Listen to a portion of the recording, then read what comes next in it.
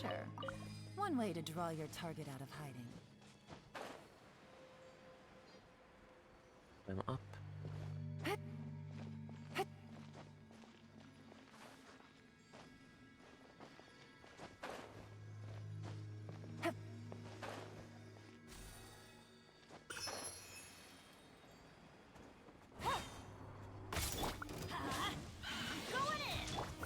Quietly now.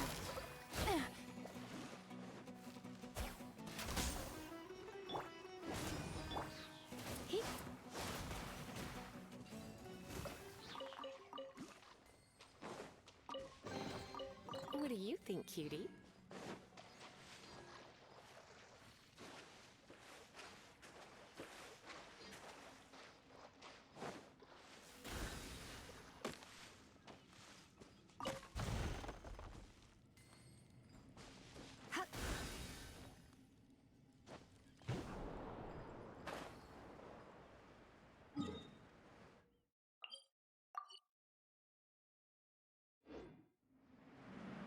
Adventure. And this thing. Actually, I'd also start by going through the challenges. Yeah, I'm gonna start with challenges, I think.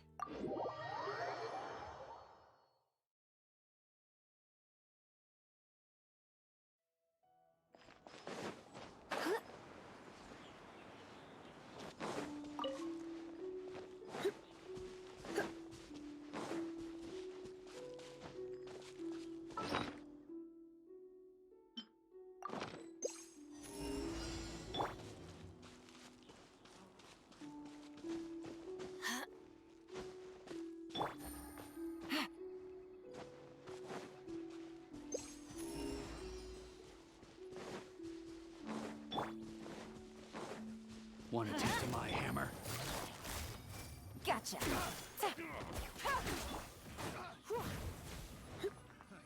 Another test subject. Jab and cross.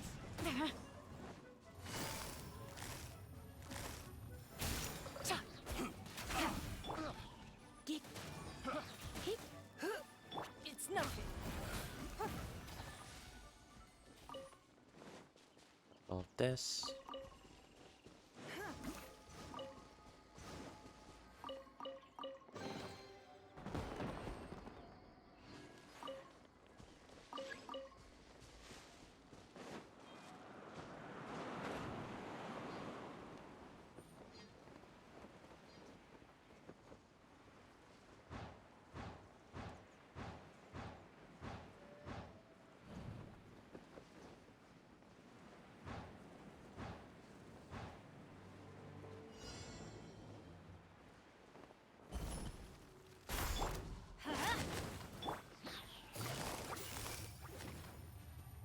Busted.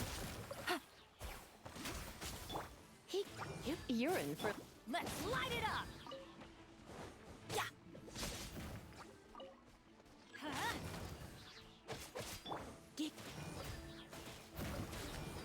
Let's light it up. Come a little closer. Off we go.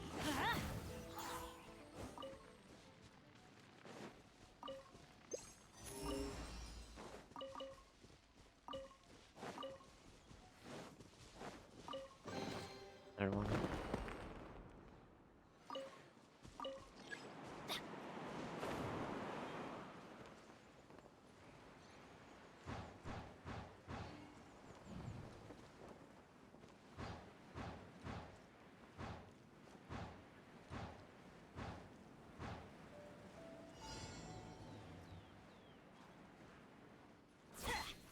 Light it up. Quietly now. You're in for a little shock.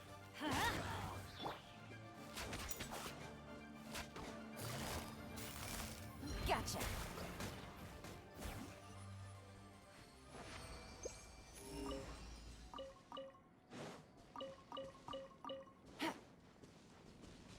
Usually they try to put these event things really close to chests, It's better to look around.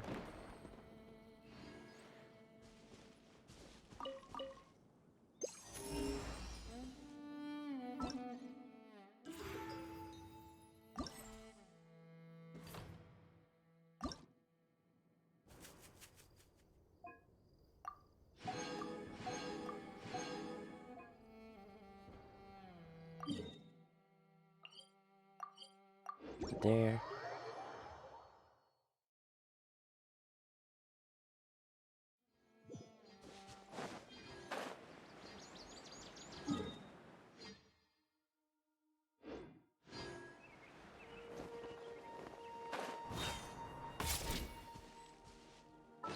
Why is this considered the UI part still? It's weird.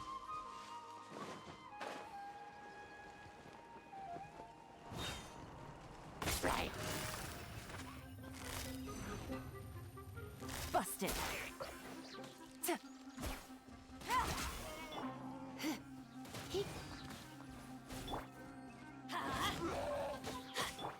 Gotcha.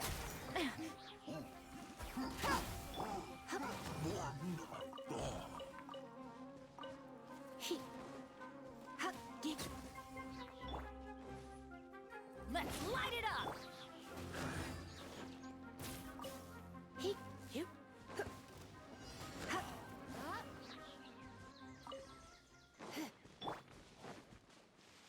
Adventure time. Off we go. Adventure time.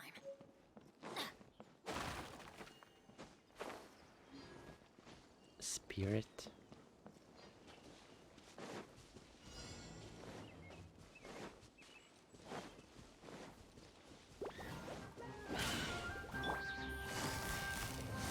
Busted.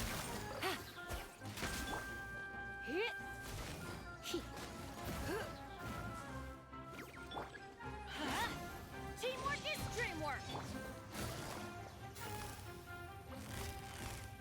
Take it easy.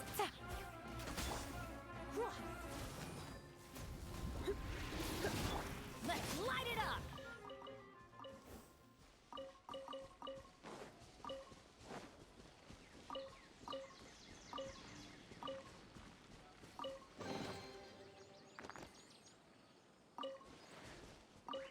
Off we go.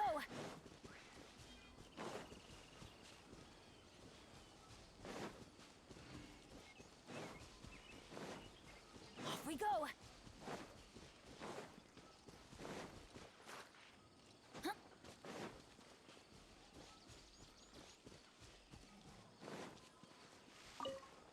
Adventure time.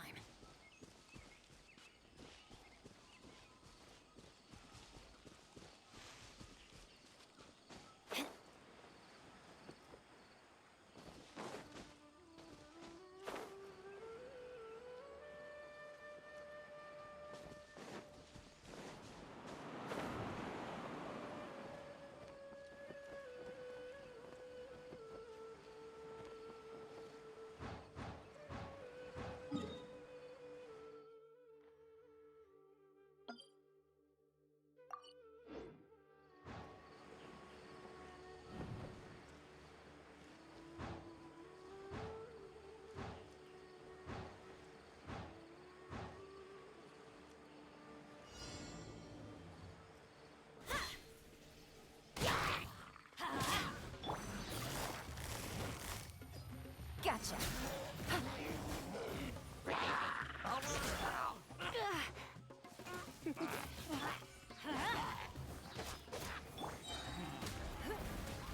Blast them all.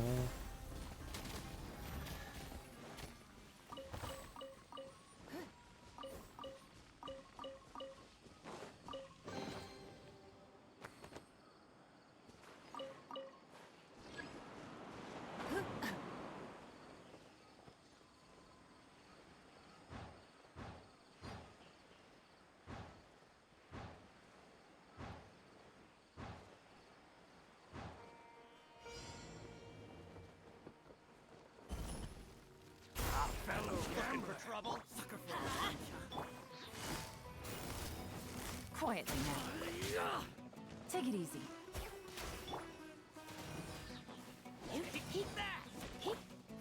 Give up. That's following orders. Your life is mine. It's nothing.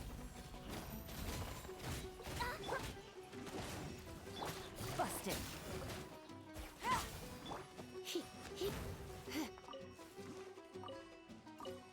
Come a little closer.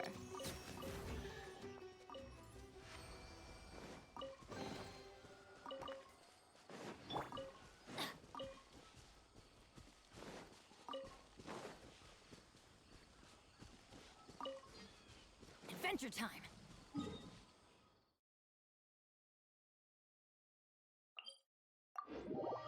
From there to there.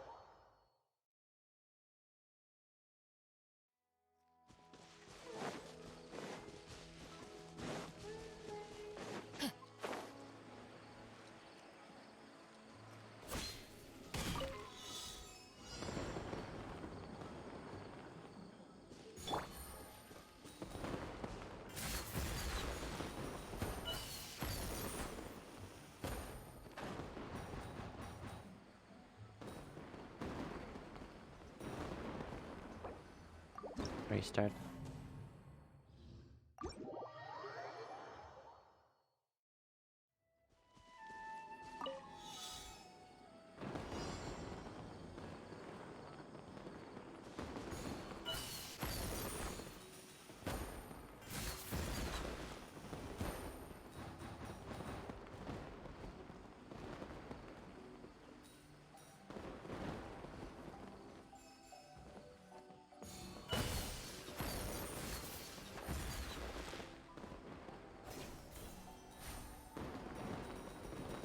What are the odds?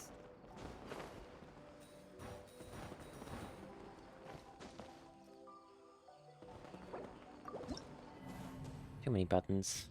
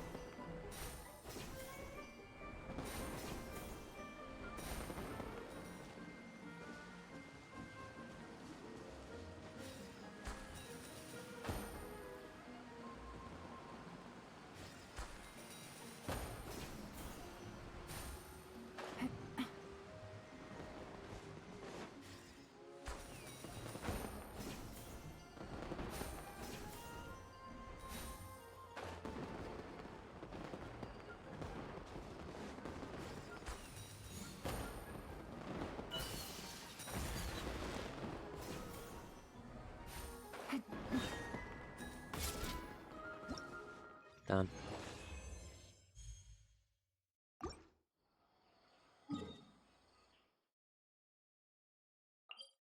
I'll get to there.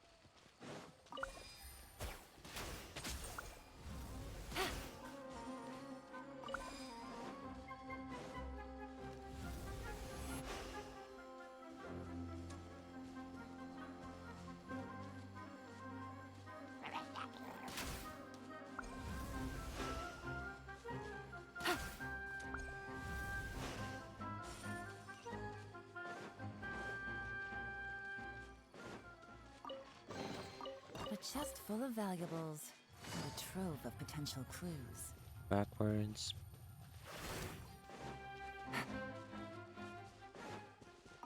Right. Take it easy.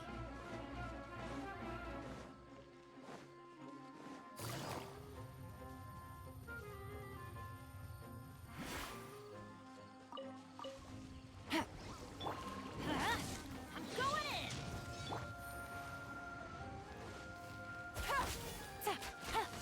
Gotcha. Come a little closer. Let's light it up.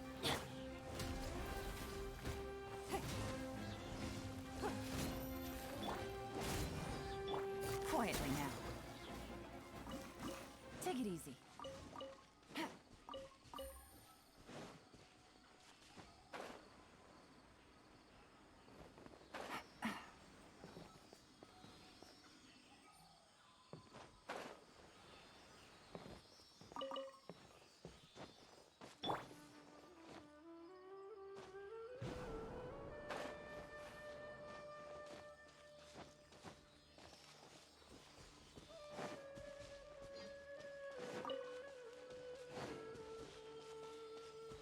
Come on, spirit.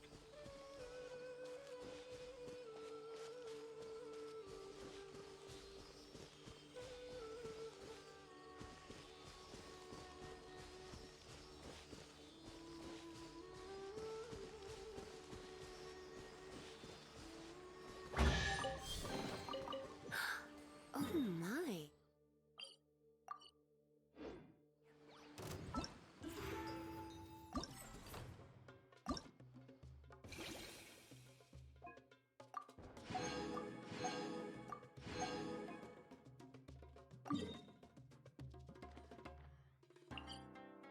Alright.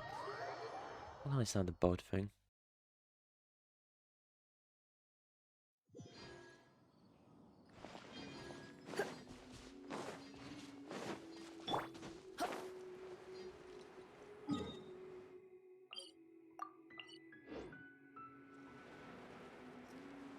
Boating wouldn't even make sense, honestly, because it's leeway.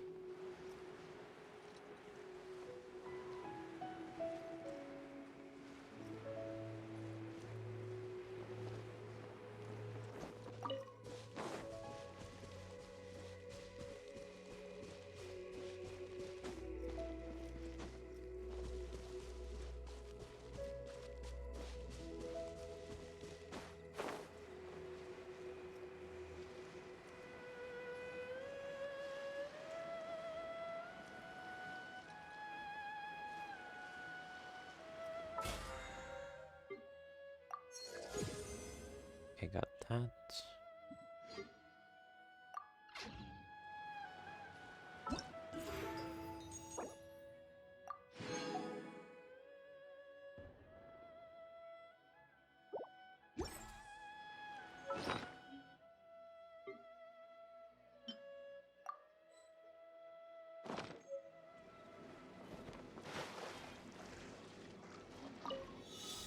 Wait for it.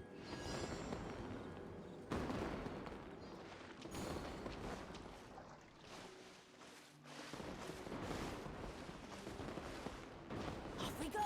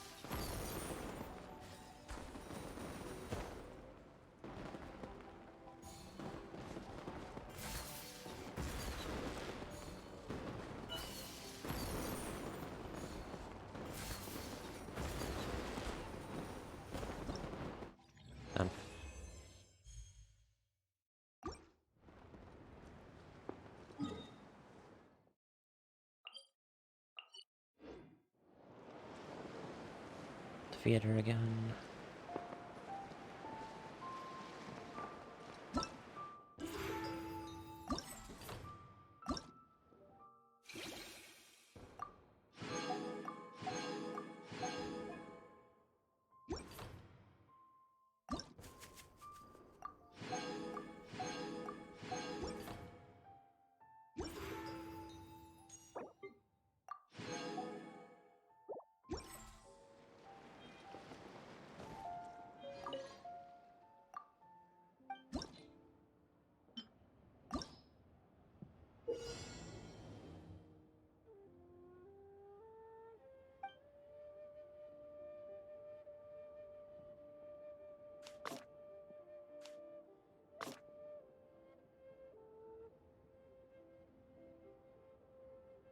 Mm-hmm.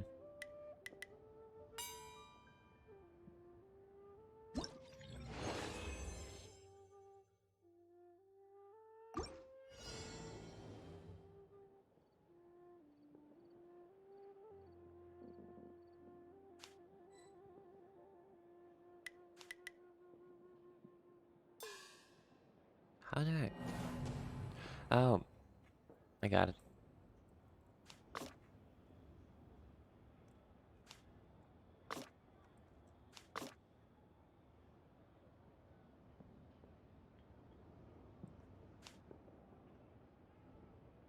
Huh?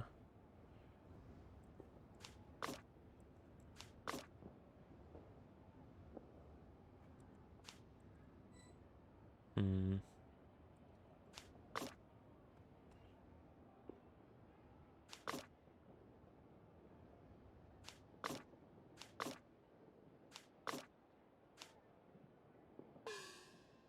Okay, I'm confused.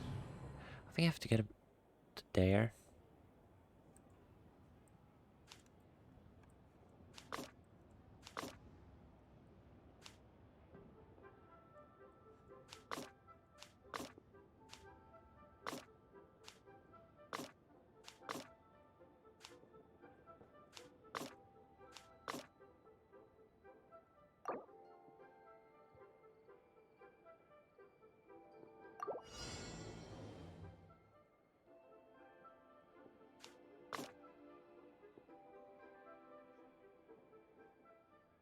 He basically just broke that thing and... I'm confused. How's I supposed to do this?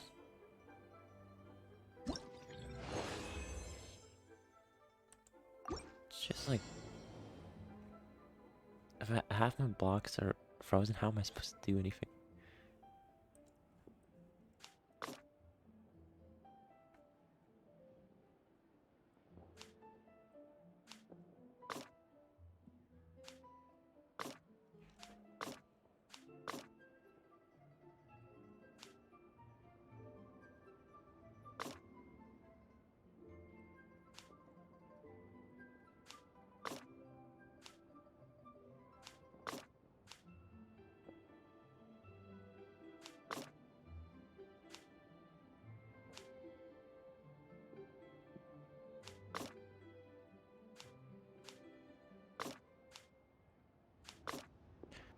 This is getting nonsensical.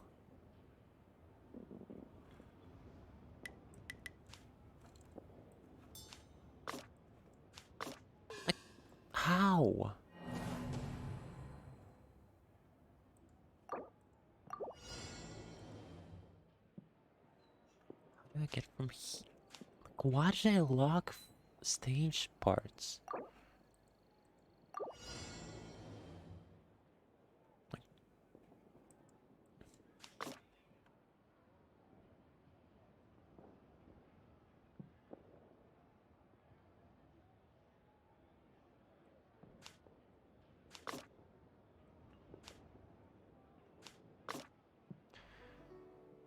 This is the most annoying thing ever.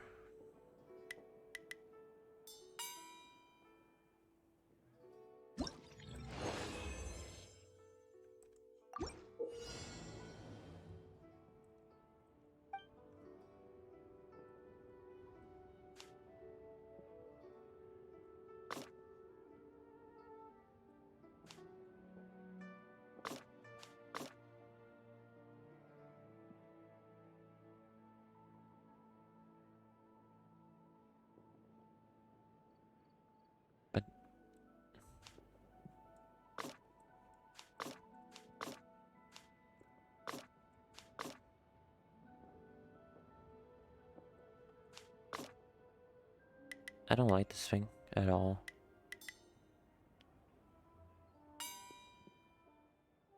Last year's was better.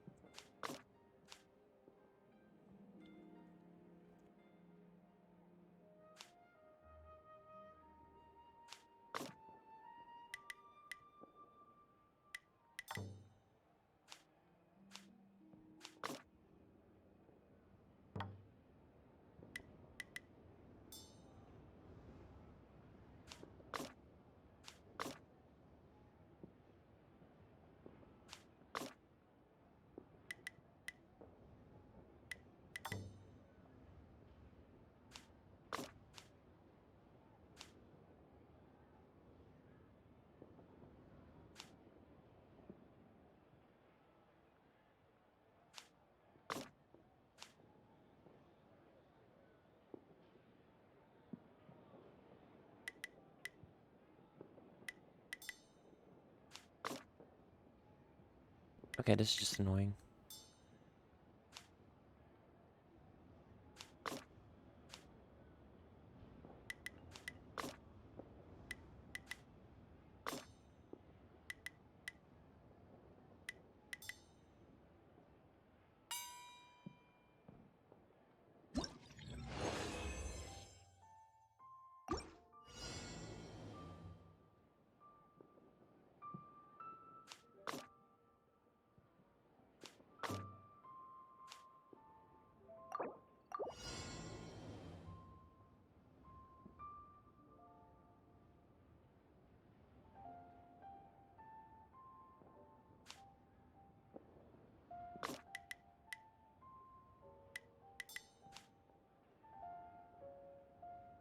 Half the screen is locked and I can't even move anything. This doesn't do anything.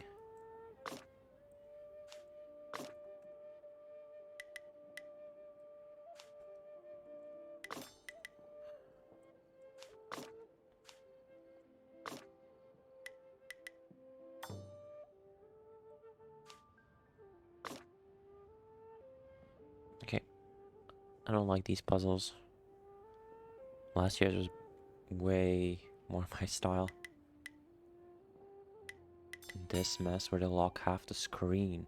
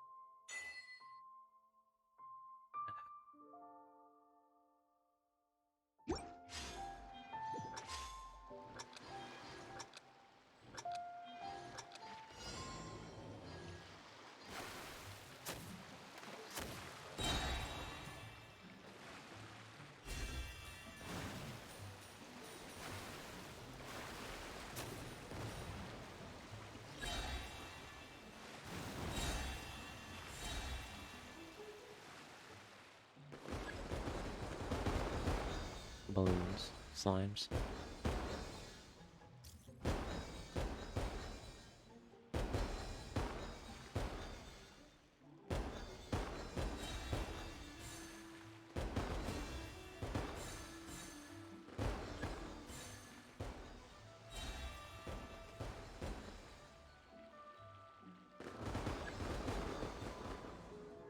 Dark ones just don't spawn any on me.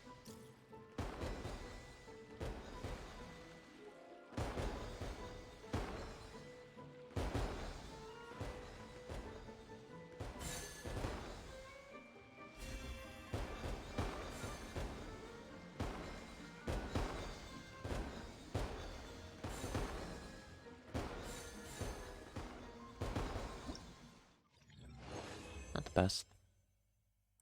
I think that's at least enough for one of those things. They really spawn you here.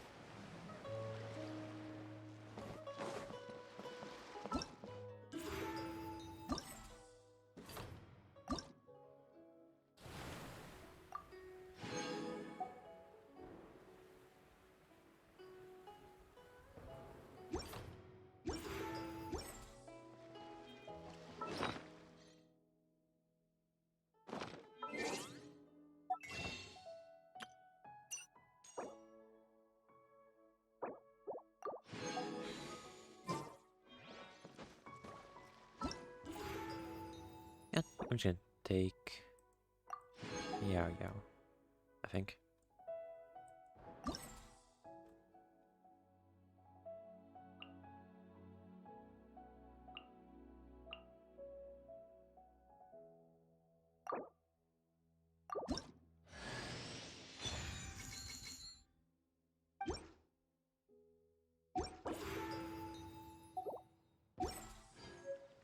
Benny's a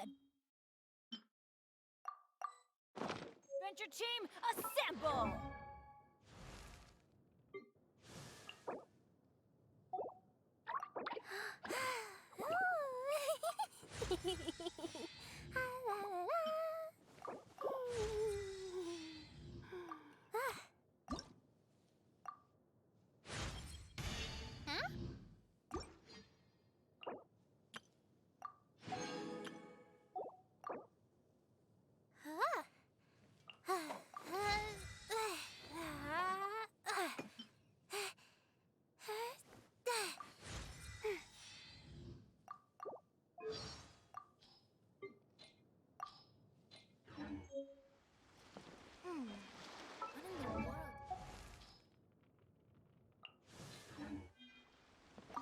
And time to do this like 3 more times.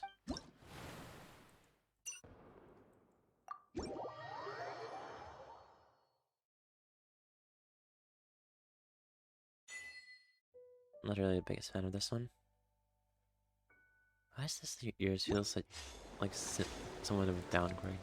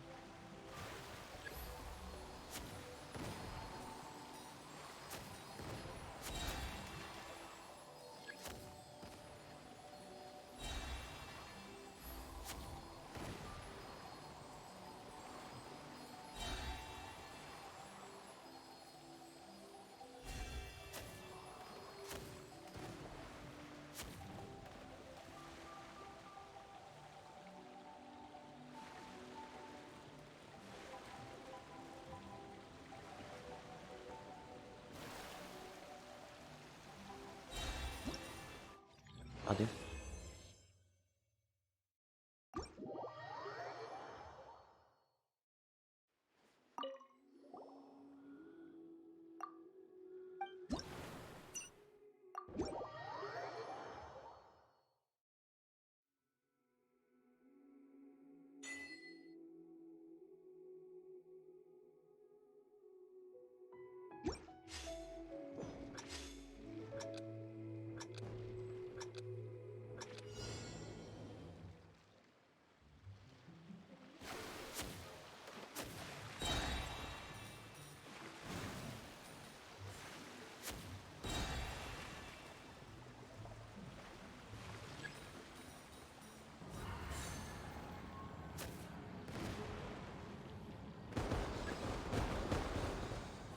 Blue.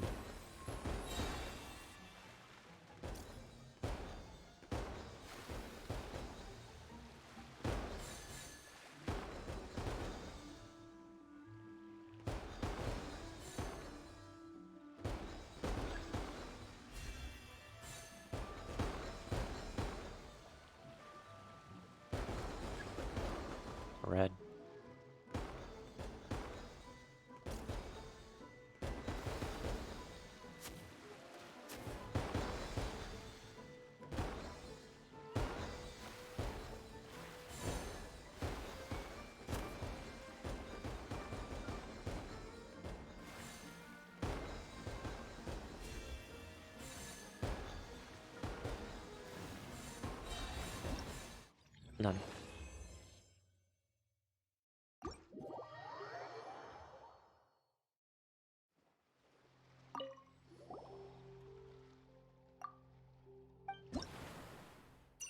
Okay, one more.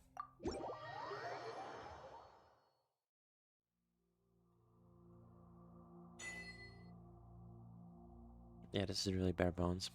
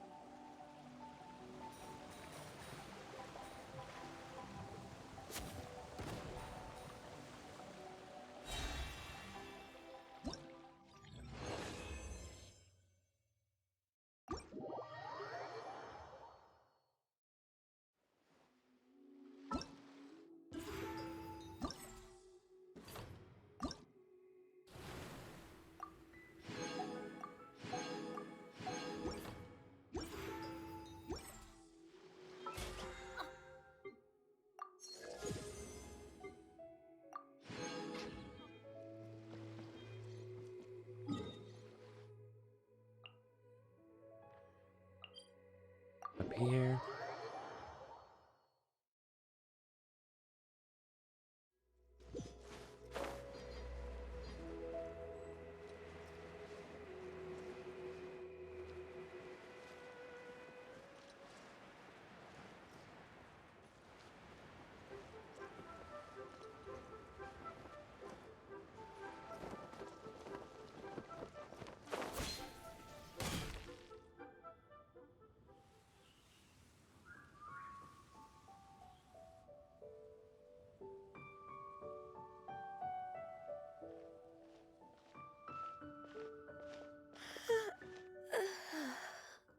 Greetings, traveler in Paimon. What time is it? No clue. Are you okay, Ganyu? You were nodding off there. Didn't you sleep well last night? I'm fine. Don't worry about me. Let's discuss the matter at hand. Since last time, I've been thinking a lot about the story Paimon told me. And In essence, someone rescued a drowning man and performed some music. If that were all there was to it, it could have been many people, human or Adeptus. But the tune was allegedly so wonderful that the drowning man forgot about everything else, even his own impending death, and only came to his senses after being brought to shore. Perhaps there was an adeptal power at work in that music that he, as a mortal, could not perceive. Or perhaps he sensed a power surrounding him but lacked the words to describe it, not knowing where it came from. Either way, if this part of the story is true, then the rescuer has to have been an Adeptus. You really think so? But this story is all the way from Fontaine. Isn't this a bit of a long shot? Also, Paimon's really curious about how people from Fontaine think this fairy lady looked. Ooh, like a crystal fly's wings? That would be pretty cool. But Paimon definitely can't imagine any of the Adepti looking like that. why not? Actually, Ganyu, if you had to save a drowning person, how would you go about it? Huh? Me? Well, I'd get them to the shore, and then I'd probably hide behind a tree and watch them for a while. Kinda weird. Once I was sure that they were going to be okay, I'd slip away without a sound. Got it. So basically, Aw. Ganya's the type of person who doesn't like taking credit for her good deeds. No, it's not like that. I'm just not very good at explaining things. And I also find it really awkward accepting other people's gratitude. Well, what if this Adeptus in the story had a similar attitude?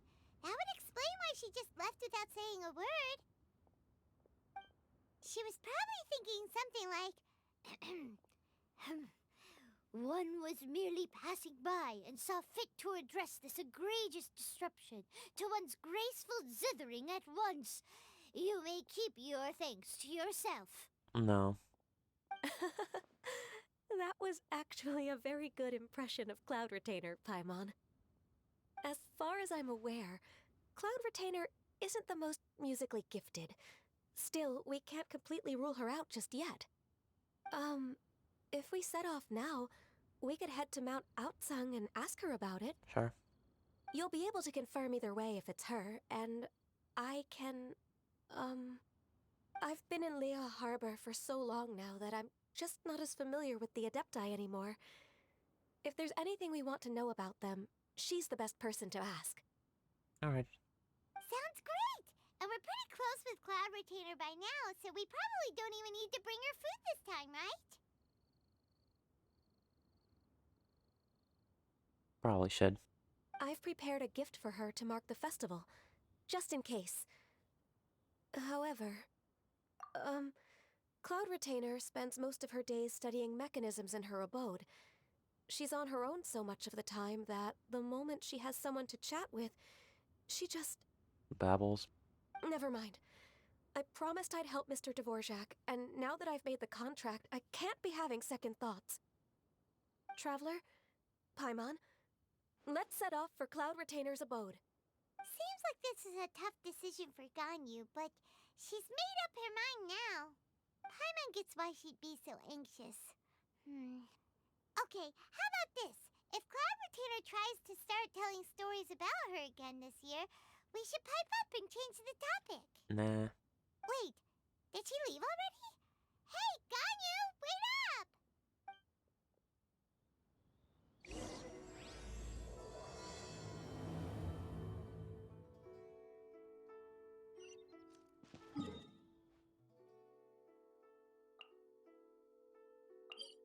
Here.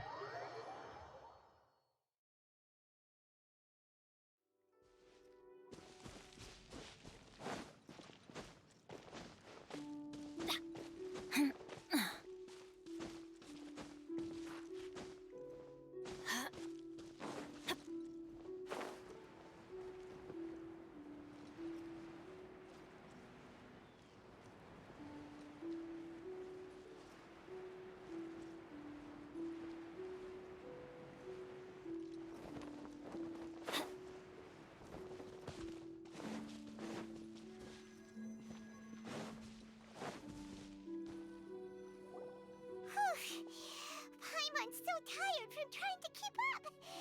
Don't either of you need to take any breaks? Nah. I can't believe it. Cloud Retainer is not here. How do you know? Huh? Did we miss her? She doesn't like to travel, so in the past, it's always been the other Adepti who come to visit her during the festivals. True. Now that I think about it, Cloud Retainer would be quite capable of taking care of anything on her own. There's no need to worry about her. Since she's not here, I guess the next step is to check all the other Adepti abodes, one by one. Sure. Uh-oh. Will it involve a lot more traveling? Yup. Got it! Paimon has a great idea! Please go on, Paimon. Our goal here is to find the Adeptus that helped Dvorak's ancestor, right?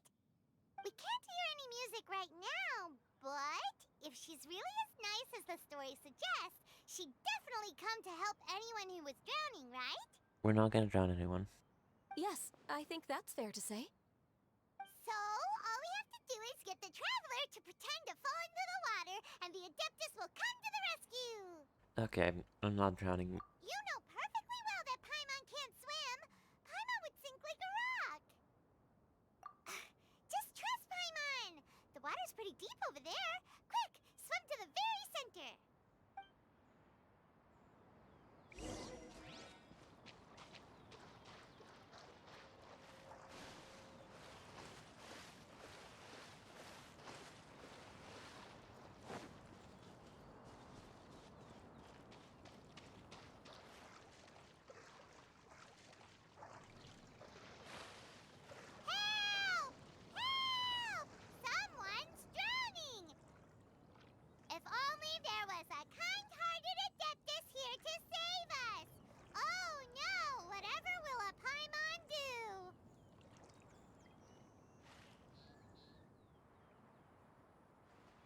What is going on?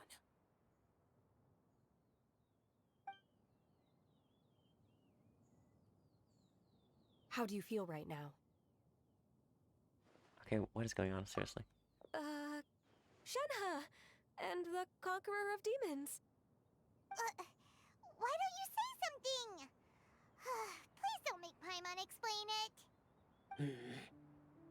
Okay, fine. Paimon will explain. We're looking for an Adeptus who's good at being a lifeguard and playing music. But if the Adepti aren't gonna stay home, then how are we supposed to find them? It wasn't me. Yeah, so this Adeptus is most likely a woman. And I am not an Adeptus, as you both already know, Traveler and Paimon. Then why are you here? Okay, so this is Paimon's fault. No way Paimon would have suggested this idea if she'd known how awkward this was gonna be. Glad you're okay. As far as I know, the one you seek is no Yaksha. And one last thing. Don't drown again? Yeah, got it. Your actions here caused others a great deal of worry. Do not repeat them again in the future. As ever, the Conqueror of Demons comes and goes, just like the wind. Right. I didn't dare to say a word just now. How's your training going, Shenhe? Have you made any plans for Lantern Rite? We could spend it together in Liyue Harbor if you'd like. Oh, I had planned to spend the festival with Master this year. However... She's not here? Oh, speaking of Cloud Retainer, when did you see her last? Earlier this morning, she set off for Mount Hulao at dawn. I noticed she was using an Adeptus art of some kind to protect a mechanism that looked like a boiler. Maybe it was a gift for Mountain Shaper. I did not inquire. So we just missed her. Please excuse me for a moment. I think I'll leave the gift in her abode. Sure. Thank you. It sounds like Ganyu and Shenhe have gotten a lot closer recently. Not really. Yes. During the summer and winter, I continue to train with Master. In the other months of the year, I have been learning to adapt to human life in Liyue Harbor. Ganyu arranged accommodations for me in the city, and also recommended several work positions for me. But when I try to blend in by referring to her as Miss Ganyu or Lady Ganyu, like the others, she says I mustn't address her like that. Sometimes I'm supposed to copy other people, sometimes I'm not. It's a little difficult to keep track of everything. Oh, is that what it is?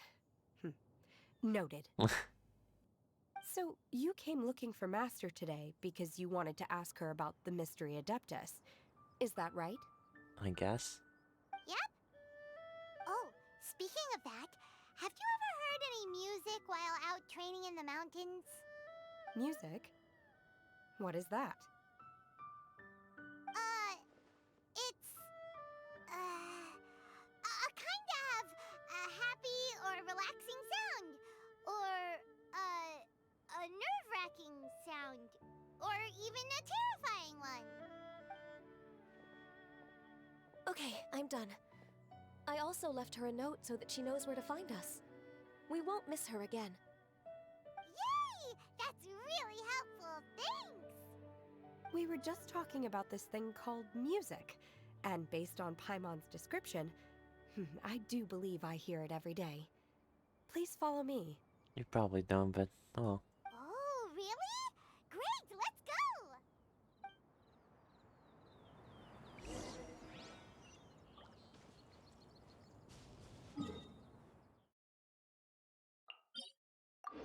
Here.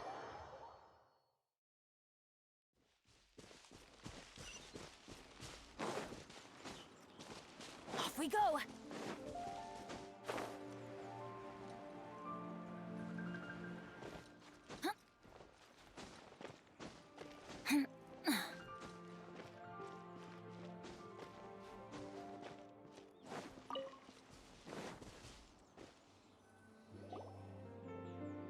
This is the place.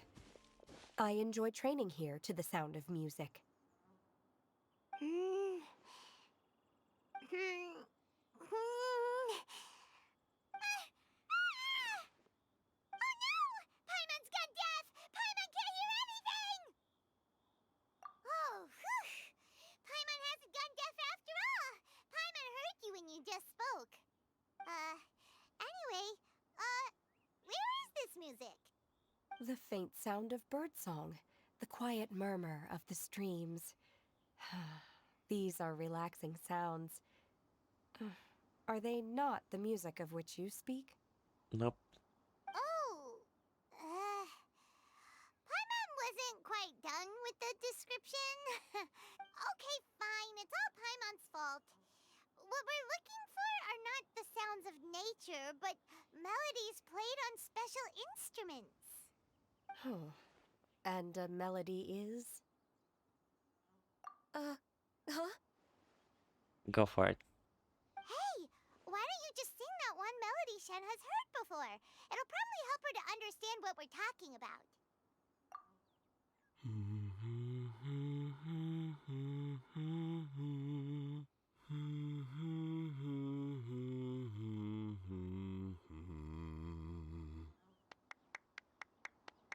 Eh. Oh, was that from the opera that Yunjin sang? That was a melody, and melodies can be called music. It felt like I was transported back to the past. In my mind's eye, I could see the Zhao lanterns lighting up the night sky again. We're all there, raising our glasses and drinking to our heart's content on the Jade Chamber. As I watched Yunjin's performance, I felt a warm sensation in my heart. And as the drink reached my stomach, it went from warm to hot. When you hummed that melody just now, feelings from a whole year ago came right back to me, as strong as they were on that day. So that's the power of music. Wow, Shenhe. That was so deep! Music definitely has the power to bring up memories. It's like a time capsule with all the special moments from our lives squished inside. What about you, Ganyu? Are there any melodies that have left a deep impression on you?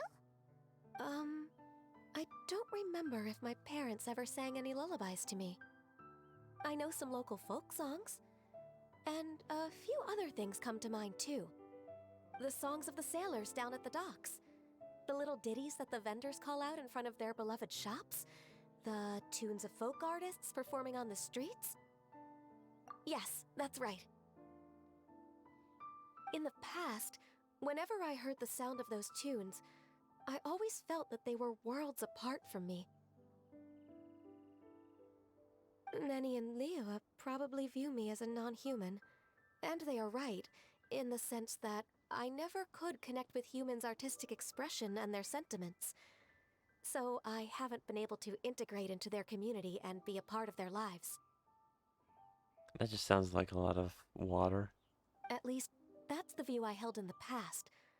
Only more recently did I start to realize that the only barriers are ones that I have erected with my imagination. The way those melodies make me feel isn't all that different from other people after all. They're about mundane details of everyday existence, life's ups and downs, joys and sorrows.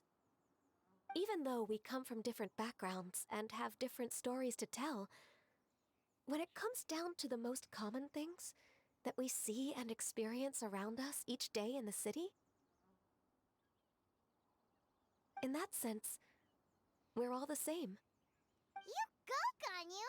You're really making progress. You have loads of friends in Liyue Harbor when you think about it. Like,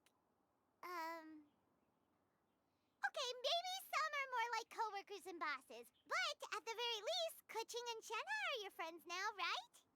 Yes, I am. Technically speaking, we should refer to each other by the conventional forms of address used among fellow disciples. But now that I know what constitutes a friendship, I do believe we are more friends than co-disciples. Thank you, everyone. Once the days are warmer, I would like to host you at my home in the city. Please invite Kuching as well. I've planted many types of flowers. I'm sure some of them will be to your taste. She's gonna feed them flowers. Ah, you are too kind. I couldn't possibly. Okay, correct. Now my mind is just going for that scenario where Shanghai just puts more or less flower pots in front of everyone and it just says, dig in. And people just eat flowers. Nonsense. You are my friend. I have cultivated and cared for the flowers just as you taught me. Once you've seen them for yourself, I am sure you can advise me how to do an even better job next time. I will save some for decoration. We can feast on the rest. And these two are just like, yeah, this is fine and normal. Then, thank you in advance. Wait, what is that saying again? If you insist? Do people say that? I'm not completely sure either. It doesn't matter, okay? You got the point across. No need to split hairs. Paimon's more concerned about your idea of a girls' night out. Eating flowers? Really? Does this have anything to do with you both being the disciples of that illuminated bird? Who dares refer to one not by one's Adeptus title, but merely as that illuminated bird? That is funny. Master. Our greetings, Cloud Retainer. Ah! There it is! The illuminated bird has landed! Paimon. Double humph. Now she has the gall to use it rather than she. Even after being chastised once already? Barely a moment has passed since we last met, and yet your impertinence has reached new heights. Very well. If you refuse to learn your lesson, one shall scold you no further. One has received your message from Ganyu. On the matter of the Adeptus you seek, one suspects to know their identity. Well, shall one lead the way? I still have to complete my training for today, so I will bid farewell to everyone here. Very well. Await my arrival at one's abode later this night. On this special occasion, you should indulge yourself with some savory dishes. If you want to release a Shao Lantern, come and find us anytime. Thank you, everyone. Happy Lantern Rite to you too.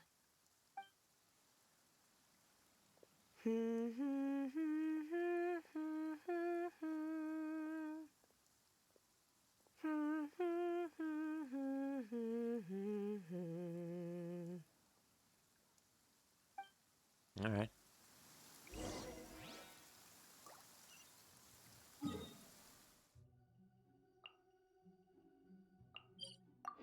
It's just God, a lot. Adventure time! Why is it raining everywhere?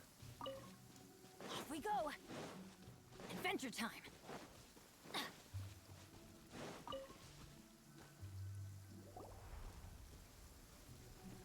Is this Quaily Plains? Cloud Retainer, why did you bring us here? Ganyu is of course familiar with the name Guizhong, but have you ever heard of her? Kind of. Guizhong is another name of Agentis, the god of dust. She was extroverted in nature and adored social gatherings and inventions alike. Long ago, this region was yet a prosperous assembly. Guizhong often invited her friends to visit her home, reserving for us seats around the largest stone table. Sea Gazer would always bring out his latest treasure and place it upon the table. He could be quite the braggart.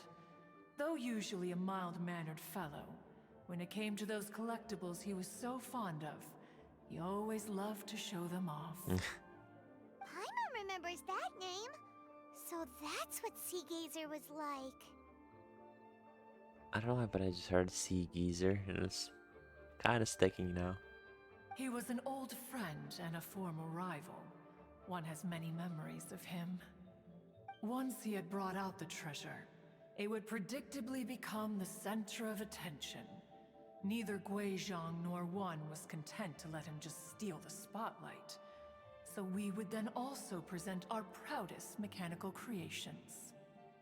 As Adepti, we were each gifted in our own ways, and naturally proud of our accomplishments in our respective fields of expertise.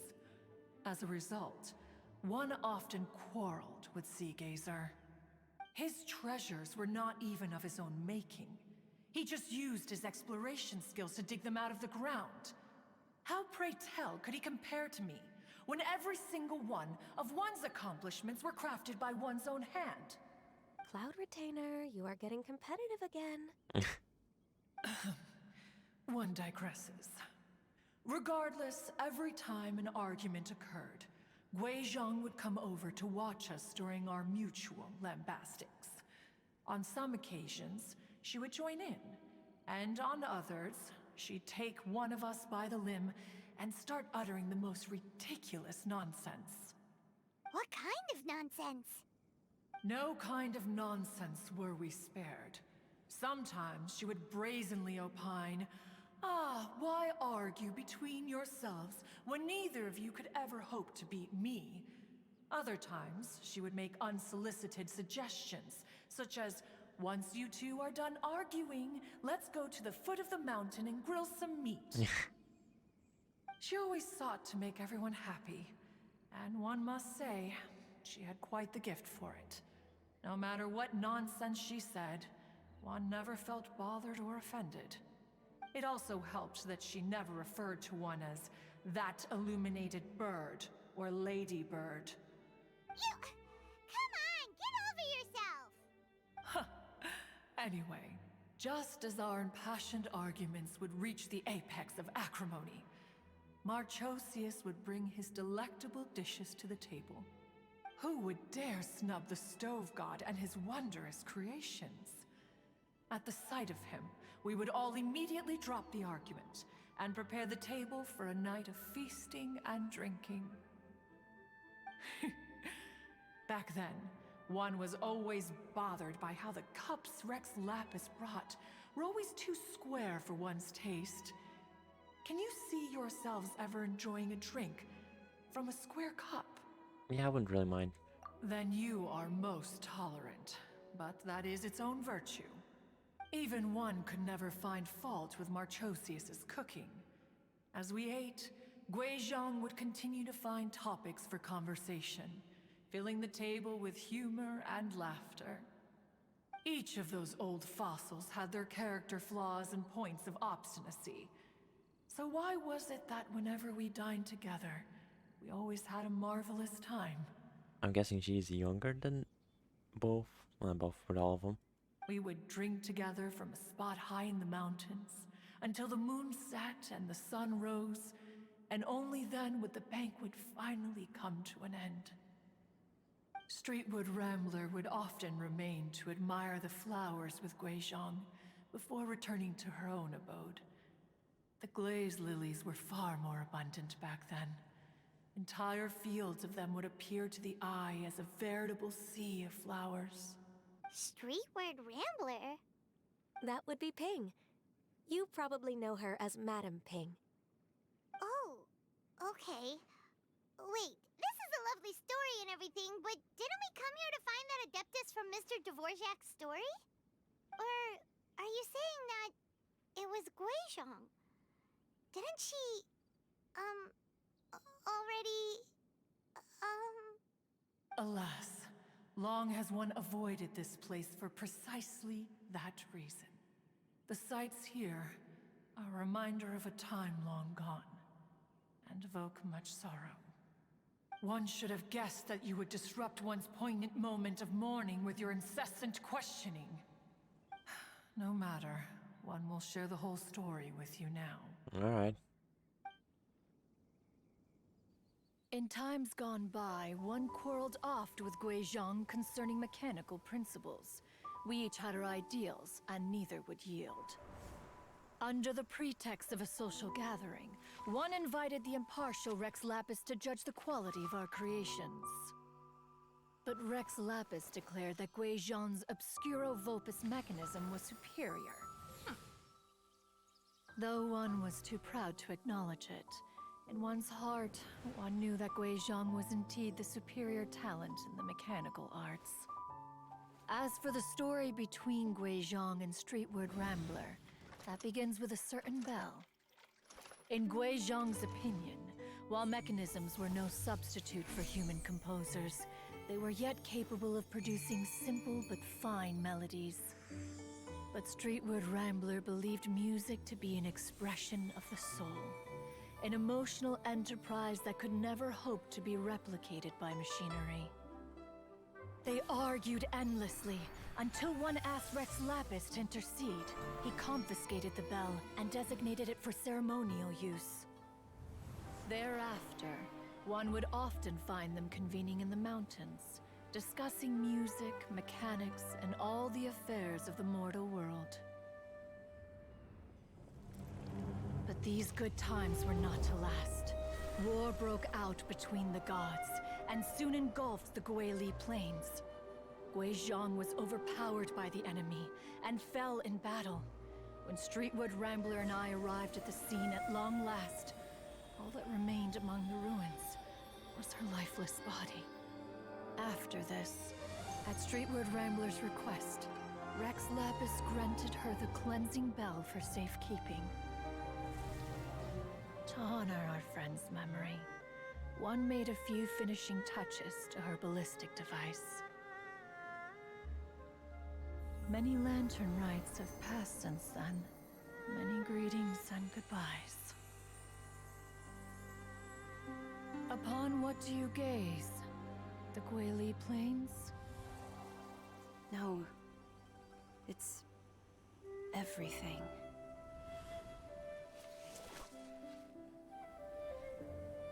We think of human life as like a lantern that's lit one minute and extinguished the next.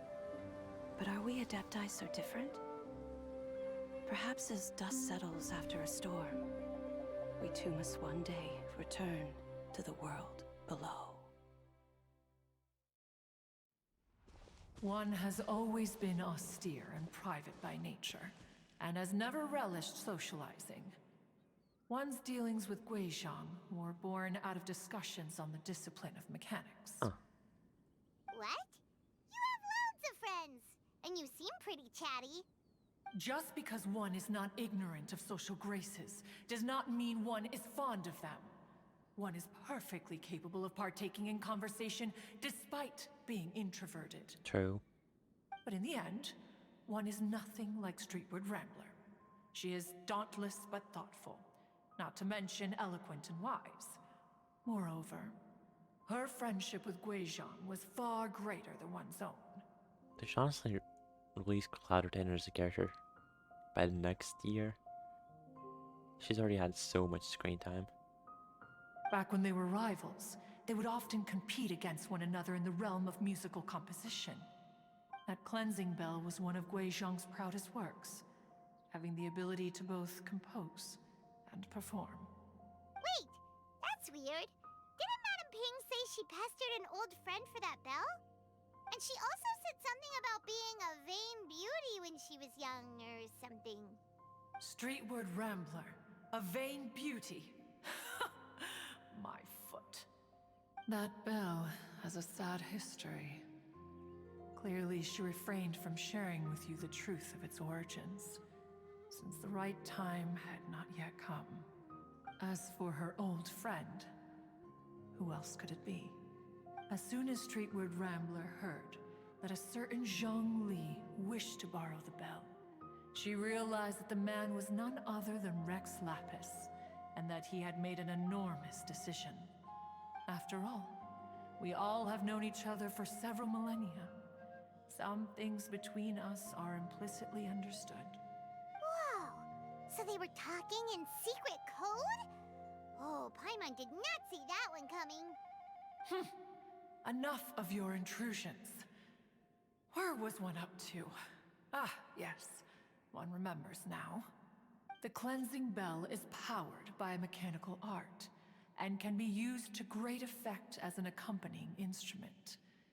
After the passing of its creator, it was used on numerous occasions during rites of parting. But Streetward Rambler did not acquire it from Rex Lapis for the purpose of producing further funerary tunes. No. Each time she rang it, it was to play the tune that Gui Zhang composed on it. The two once clashed over their beliefs about the meaning of music. Who would have thought that with Gui Zhang's passing and Streetward Rambler's mourning, two tunes composed in discord would eventually become one harmonious composition? Once upon a time, Streetwood Rambler also loved gatherings, liquor, and music. But after Gui Zhang passed, she preferred her own company. She could often be found sitting alone at a mountain summit, contemplating and reminiscing with her zither. The music would go from mournful to soothing to impassioned. Many years passed before she finally composed a melody to her satisfaction. In celebration, she played the tune to the clouds. Regrettably, one has only ever heard her play that tune once. Quite a shame. Which brings one back to the matter you've been investigating. Perhaps it was during that performance that the ancestor of your Fontaine friend fell into the water and was saved by Streetwood Rambler. But if she was so happy with the melody, why would she only play it once? One was also greatly perplexed by this. After suppressing one's curiosity for a long while, one finally approached her and asked why she would retire the tune after having spent so long on it. In response, she said, "Though the strings that played that melody survive, the one who inspired it is gone. Tell me, Cloud Retainer, when the one attuned to my soul is no longer here, who else could hope to understand this tune?" Aw, poor Madame Ping. I just remember being taken care of by you when I was young. Once the Archon War came to an end, I stayed behind in Liyue Harbor to honor my contract. Although I met Gui Zhang a few times, I never knew anything of this particular story. Gui Zhang was quite the visionary, but tragically passed before her time. Her manuscripts still lie unfinished in the realm of clouds. Blank pages give one cause for contemplation on what might have been. Had you not decided to search for that mystery Adeptus, perhaps these stories, too, would have been lost to the sands of time. As of now, you know the truth. That the Adeptus who rescued the drowning man was none other than Streetwood Rambler. Okay. Do you intend to discuss this with her? Probably. Do you mean Ping might find the topic too distressing? Precisely. The passing of our old friend is a heavy topic that both of us are usually careful to avoid. If I may be so bold, Cloud Retainer, could it be that this is just your own personal opinion? Oh? How so?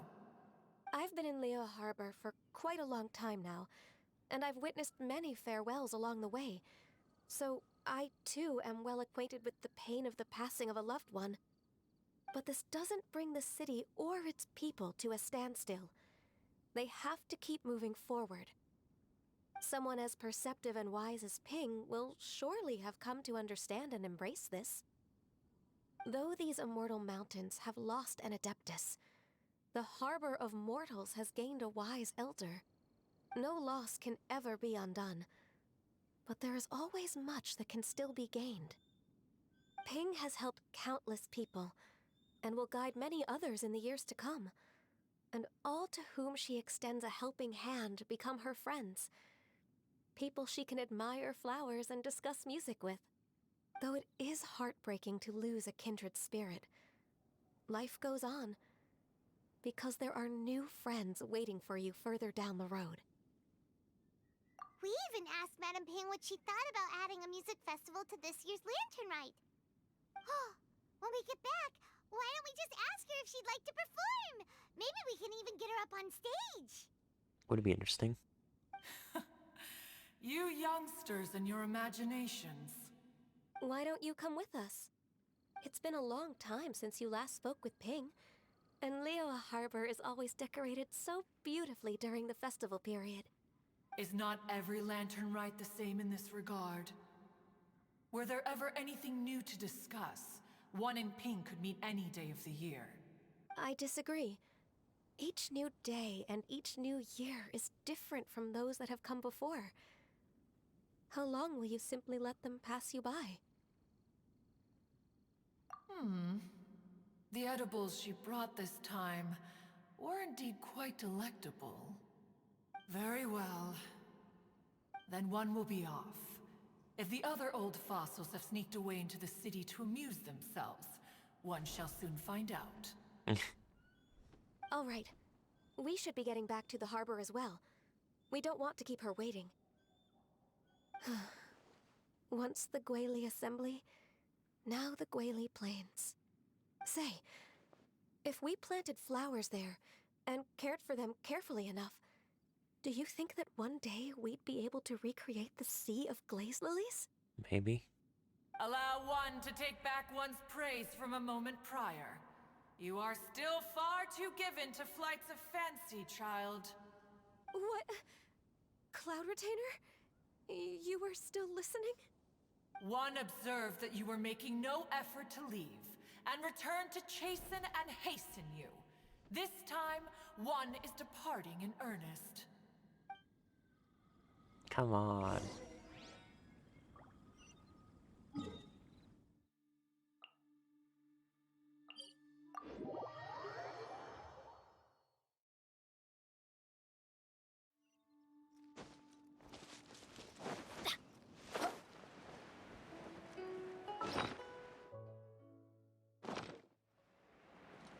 Yeah, I can throw this one in.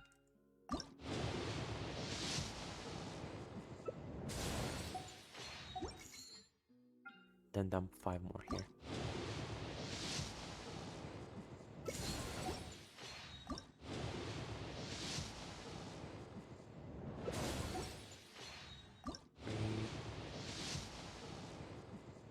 Okay, 4 star at least. And I get... Okay.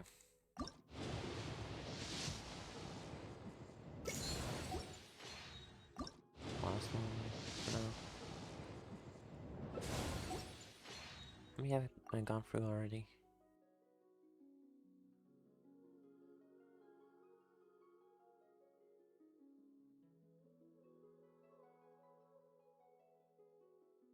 $40.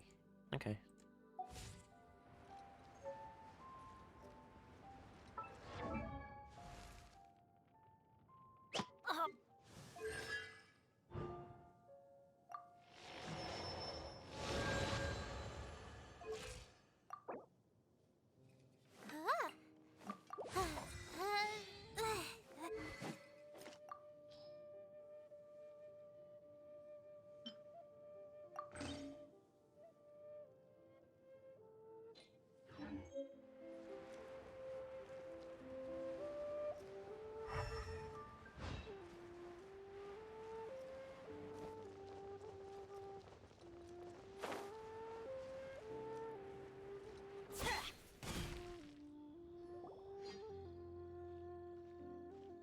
Whoa!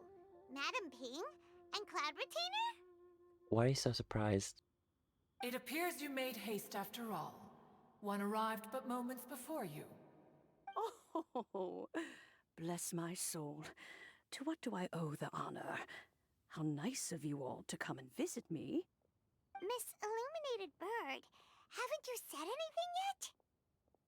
Said what, precisely? And why should one be tasked with saying it? 'Cause you're the one who's known Madam Ping the longest. Street word. Or rather, presumably, you would prefer to be addressed as Ping?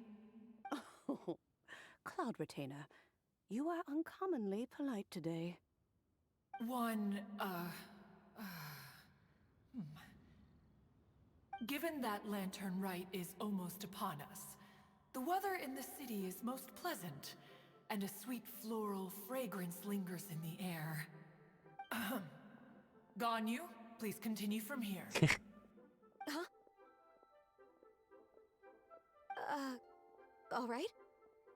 So, this all started because we were trying to help Mr. Dvorak find the Adeptus who saved his ancestor's life.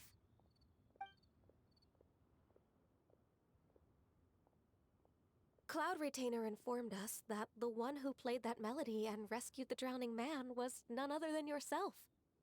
Ah, let me think. Yes, I do believe I recall that encounter. What a long time ago that was. I'm surprised that you still remember it. Even more astonishing, perhaps, is the fact that this story has survived this long at all, when mortal lives are so very brief. It appears that she has proven herself right once again. Who's she? Guizhong. We like to call her Guizhong. From the look in Cloud Retainer's eyes, I sense that she has already told you all about her. Albeit reluctantly, one might add. There is no harm done. After all, Lantern Rite's very purpose is to commemorate the heroes who gave their lives for Liyue. Although Guizhong did not live to see the splendid sights of today, she was as much a hero as any other.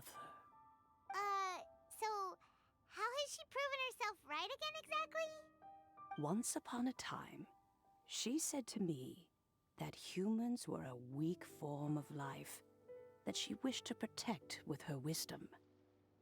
But as she interacted more and more with them, her opinions on them began to change.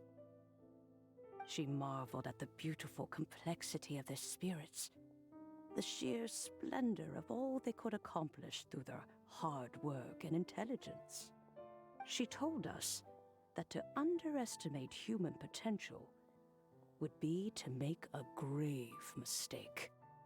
With the smallest amount of guidance, enormous power can be unleashed in them, and a human who has reached their full potential may well be her equal. Someone who could have as much to teach an Adeptus as to learn from them. She always had a way with words. That her mechanical accomplishments were judged superior to one's own was, one suspects, in large part due to her sheer eloquence. Speaking of mechanics, Cloud Retainer, do you still remember that potted plant mechanism? The one that the two of you gave me as a gift? Of course. Guizhong and one both put an immense amount of effort into that gift. It would be no overstatement to call it a testament to each of our individual technical genius. As Guizhong once said, it takes every blade of grass and every flower to make a homeland. When I see the sight of Liyue Harbor before us today, I am reminded of this. Madame Ping looks very emotional right now.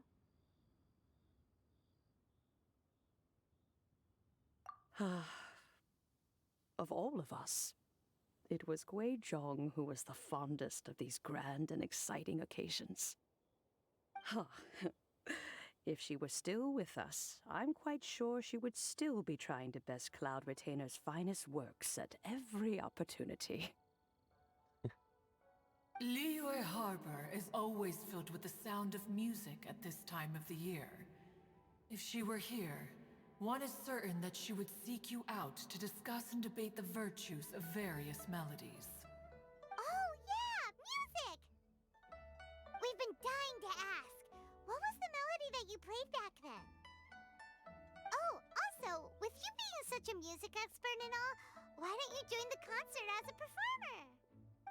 I can make arrangements right away. Oh, as much as I don't wish to dampen your enthusiasm, You won't? It's been a long time since I played this zither. My fingers don't have the dexterity they once did. And whenever I play that tune, it always reminds me of her. I start wondering what she would think of the changes I have made to her melody. There was a period of time whenever I started strumming, it almost felt like she was back again. Sitting right there on the stone stool next to me, chatting away. Skybracer and Seagazer too, looking just like they did in the old days. No matter how much time goes by, the moment that melody starts playing, it transports me right back to that time in my memory. So the past still weighs heavily on your heart? Oh, I would be lying to myself if I claimed to have completely moved on. But that is not to say that grief doesn't get easier with time. Despite the sadness, I have found many things that bring me joy in life. It is simply the nature of the world in which we live that even if one wished to mourn for an eternity, it would be a nigh impossible feat. Just look at this potted plant. Isn't it stunning? It takes an honest and open mind to confront and conquer grief. You have indeed made progress.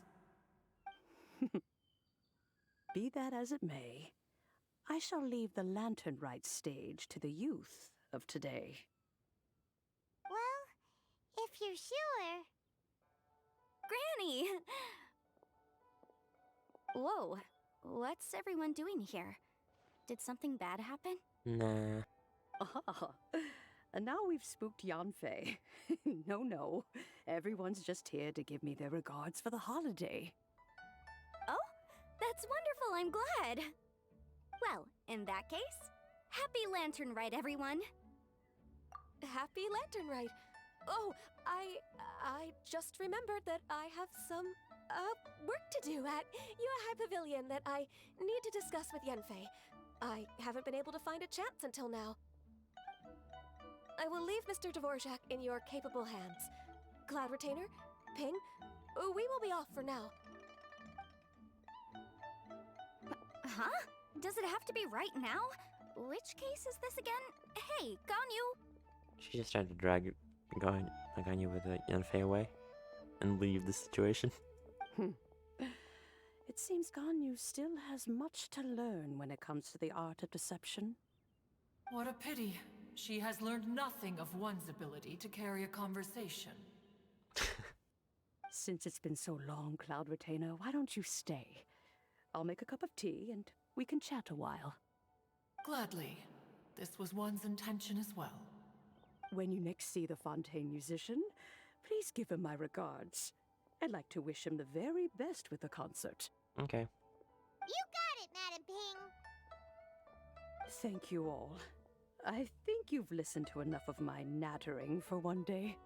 As for that melody, I will play it for you all another time. Goodness knows I need to practice it first. Wow, that'd be great. We'll look forward to it. When that time comes, wherever her spirit may be among the countless grains of sand and specks of dust between the harbor and the mountains, perhaps she will look at the Liyue of today and steal a smile when she sees the prosperous land that it has become. All right, let's go tell Mr. Dvorak the news.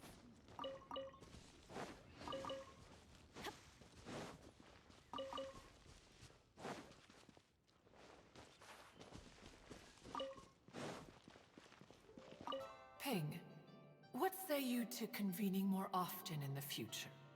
That would be quite wonderful. But I must say, after all this time, I've grown quite accustomed to the harbor. When we are to meet, I shall have to trouble you to make the journey to the city. You sound just like Shenhe. The child is constantly telling one all sorts of stories from the city, as if one was partial to them. Have you ever considered moving to the city, Cloud Retainer? There are plenty of people here to talk to. I think you would find it quite the antidote to the monotony of solitude. And if you looked around, I suspect you would find some young minds with an interest in the mechanical arts. Some of them even worth training. We shall see. Does it feel like everyone's just moving to the city now?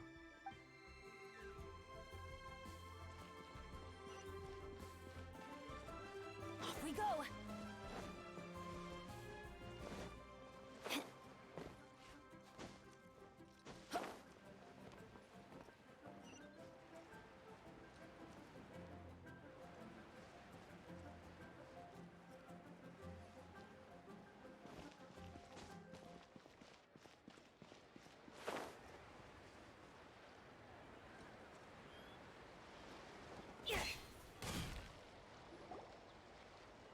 Mr. Dvorak! Ah, and Kuchin's here too! Thanks for helping set all of this up. Welcome back. Did everything go well? Yep. Really, really well. We found the person Mr. Dvorak was looking for. Are you serious?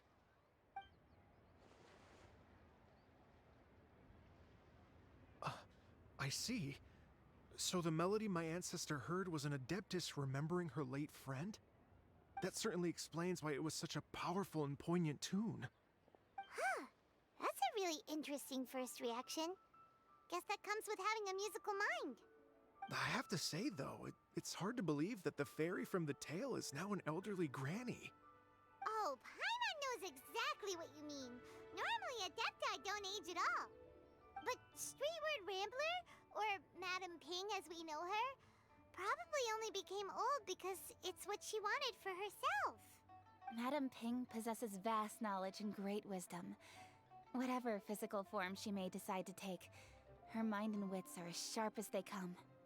Yep, Kuching summed it up perfectly. That's exactly what Paimon was trying to say.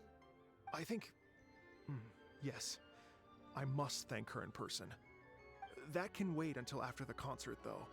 For now, I need to devote all my emotional energy to the performance. Ah, speaking of, Madam Ping wishes you all the best at the music festival. Paimon has a sneaking suspicion that she'll stay in her usual spot, but listen to the performances from afar. Wait, are you serious? Huh. Oh no, now I'm starting to get nervous. Down.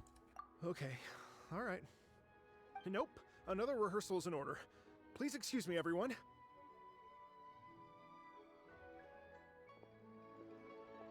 Mr. Dvorak? He's already gone.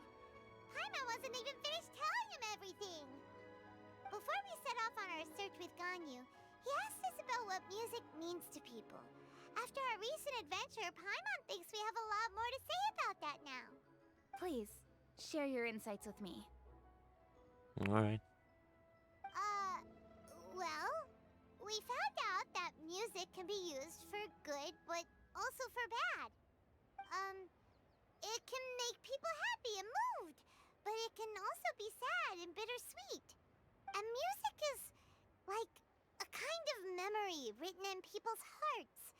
It can put you in touch with feelings from a totally different time and place. It sounds like you had an eventful trip.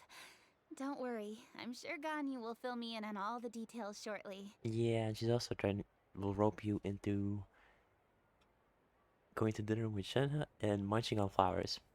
Wait, does that mean you're gonna carry on working? Mm-hmm. Just a few things to wrap up. All the groundwork is done. As long as everyone enjoys the festival activities, all our efforts are worthwhile. Happy Lantern Rite to you as well. Whew. That should be everything taken care of, right? Oh, no, wait. Paimon feels like she's forgetting something. What was it? Oh, it feels like it was a while ago. Soup. Shoot! Latent... Wait, no. Anyway, fancy bamboo shoots! Zhang Li said he wasn't in a hurry, so if we went now, there's probably still time, right? Anyway, even if we don't make it, it's not our fault. He could have totally picked him by himself. Ugh. Anyway, let's go check with him at Wangsheng Funeral Parlor.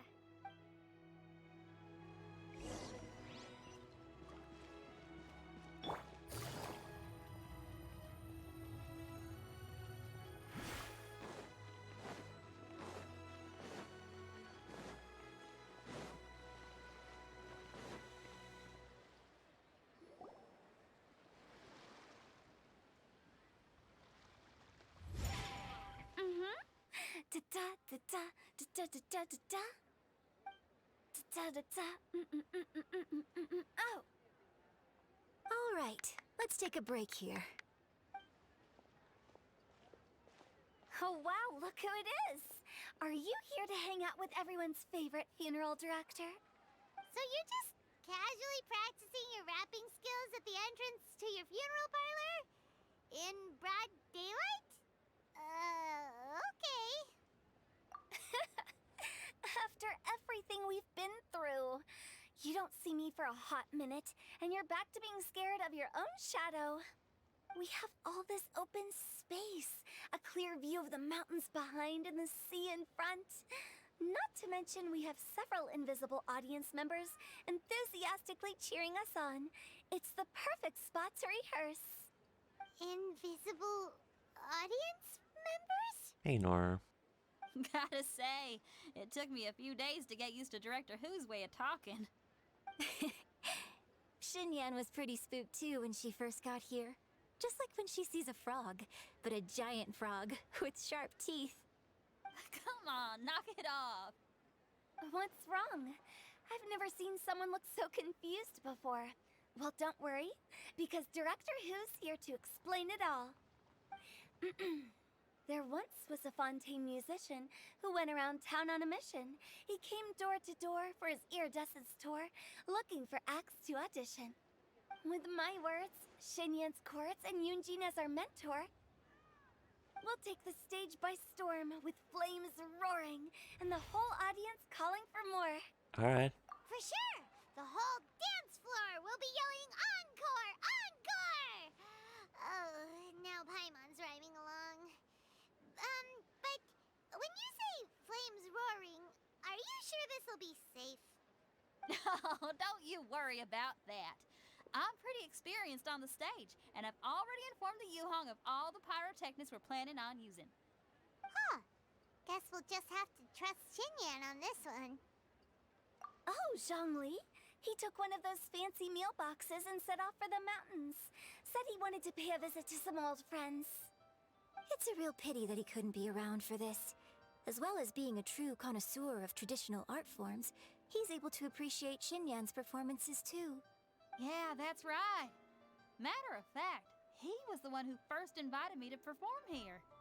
To tell the truth, though, I never thought I'd really find myself rehearsing here one day.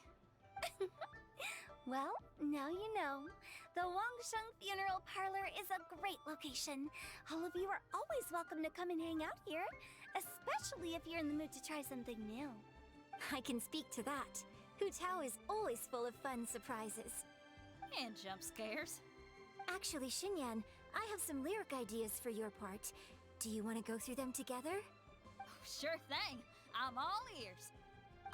Traveler in Paimon, I believe Zhongli was heading to Mount Hulao, so make sure you're hiking up the right hill. When you see Zhongli, please pass on this message to him. It's up to him whether he wants to support us at the performance tonight, but I expect him to make time for the upcoming banquet we're planning. No excuses. You should join us too. It'll be a riot. If there's one thing I've learned from being a funeral director, it's how to throw a party. Alright. Okay, everyone. I think that's a long enough break. Let's take it from the top, shall we? Ms. Eunice, such a strict mentor. These breaks aren't even long enough to have a sip of tea. Well, you were desperate to get involved, and this is what it takes. If I gave you half the chance, you'd be sipping tea till nightfall. Hey, how about I treat us all to some late-night snacks once we're done? Hu Tao, what you craving? How about some stir-fried filet with a side of crab roe tofu? Where are we gonna find crab roe tofu so late at night? We could always just go pester Masterful Chef Zhongling. Now I'm hungry.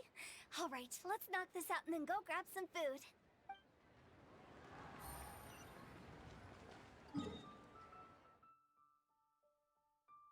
And teleport.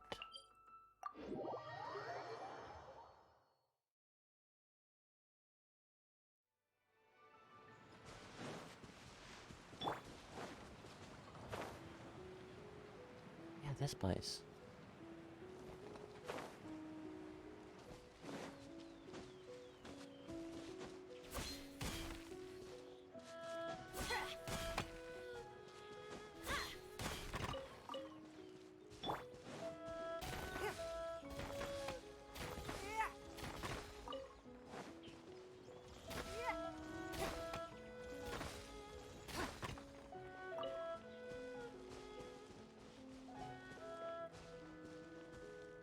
Is that the...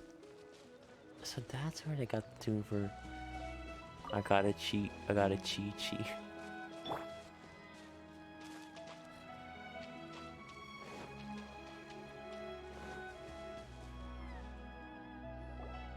Paimon sees them! It's illuminated deer! And illuminated bird number 2! A familiar face. Have you come from Liyue Harbor? How is the city nowadays? Well, I guess. Everything's great! But you know, if you're so curious, you can always go and check it out for yourself! In fact, Mooncarver has been taking many walks on Mount Tianheng in recent times. I believe the sights of the city are quite familiar to him. Zhongli! Here you are! We've brought the bamboo shoots you wanted. Impeccable timing.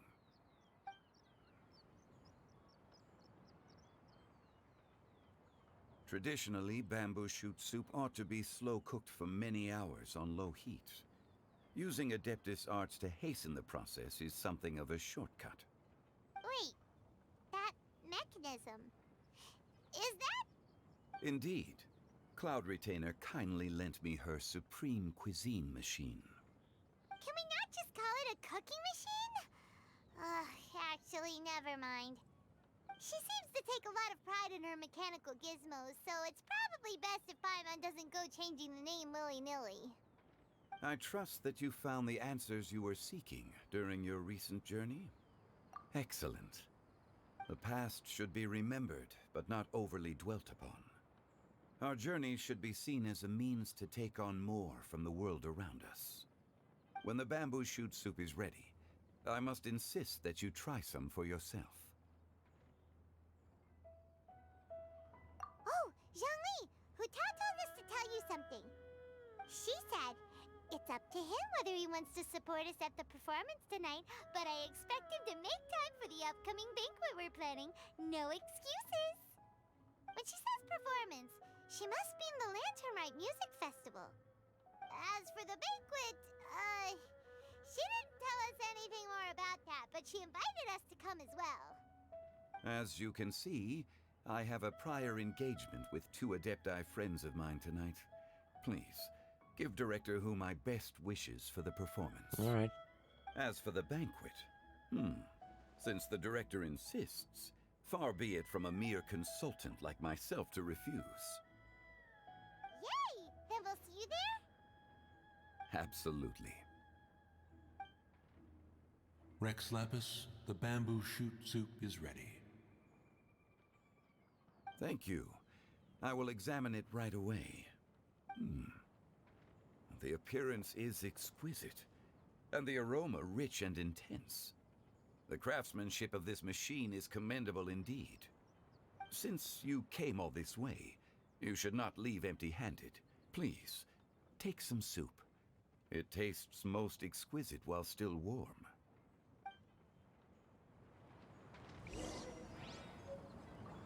I intend to reminisce with my old friends for a while longer. You ought to get back to Liyue Harbor. There is a performance you do not want to miss. Had one known that Cloud Retainer was in possession of such eminently useful devices, one would have sought to borrow one from her long ago. And yet, since you share my lack of enthusiasm for mechanisms and fine dining, it would have become a mere decorative ornament in your abode. Not so. Had one had such a device to make up for one's lack of culinary prowess, Shenhe would not have had to rely on flowers and herbs alone for sustenance while under one's care. In that case, shall we rendezvous with Cloud Retainer one day soon, and request to borrow one more Supreme Cuisine machine? It's kind of funny. A fine idea. A fine idea indeed.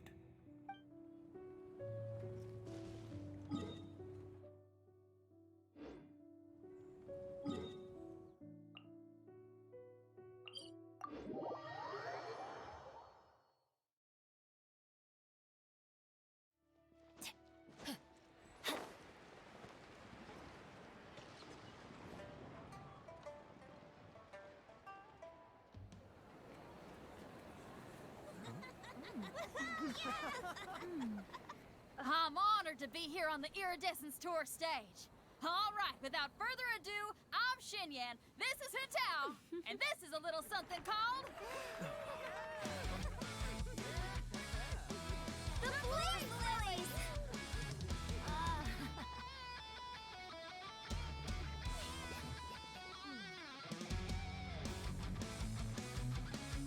I'm up here blazing trails through the midnight sky, lighting up the world below. And when the crowds all hear my voice, they'll meet the spirit of rock and roll. Let's go! Hey, you butterfly, you too buzzing by, guiding your way to the afterlife, opening the path without a fright. Oh, I'll light the fire, watch it blaze across the universe. I'll spit my rhymes, watch your step, or you'll get burned. Hey, woo!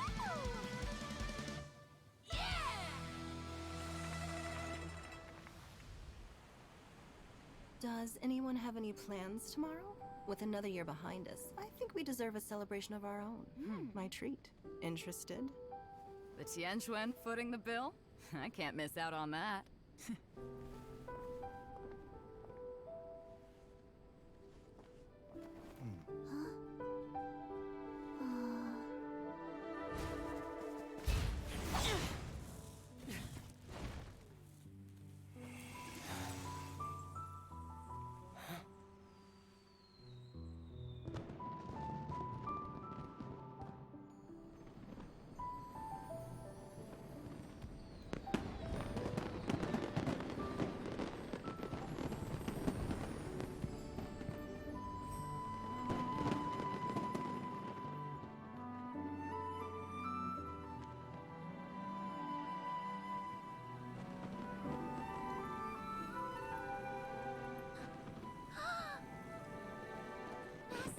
Master, listen!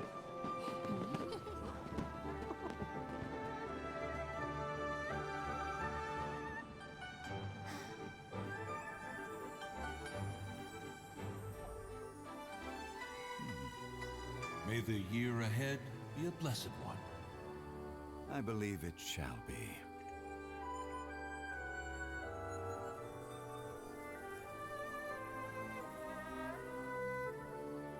Master, the Xiao Lanterns,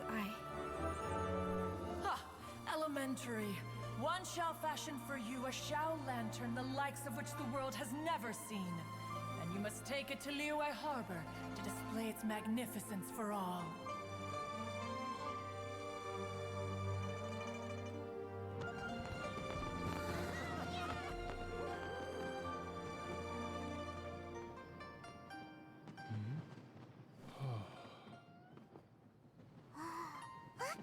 Listen! That must be Madame Ping!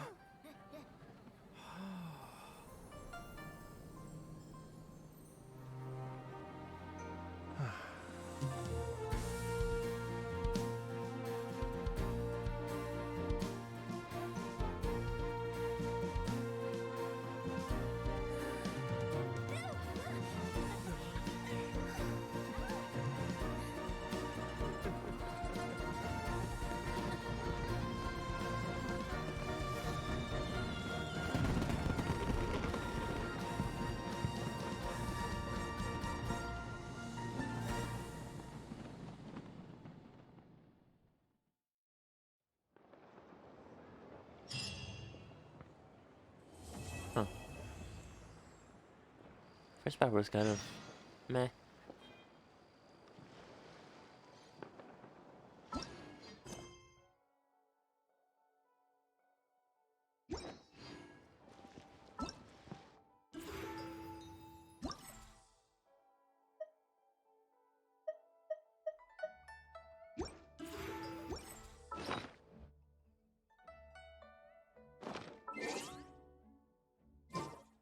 Yeah, from more.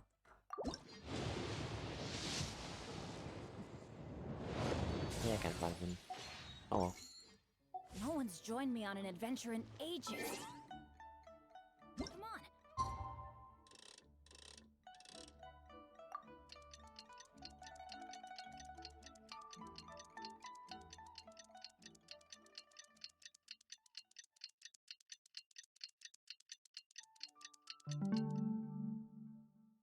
Go!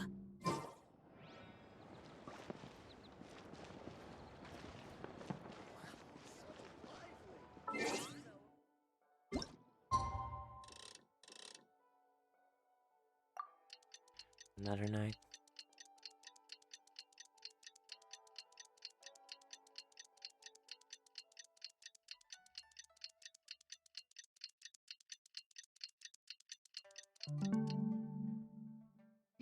Oh.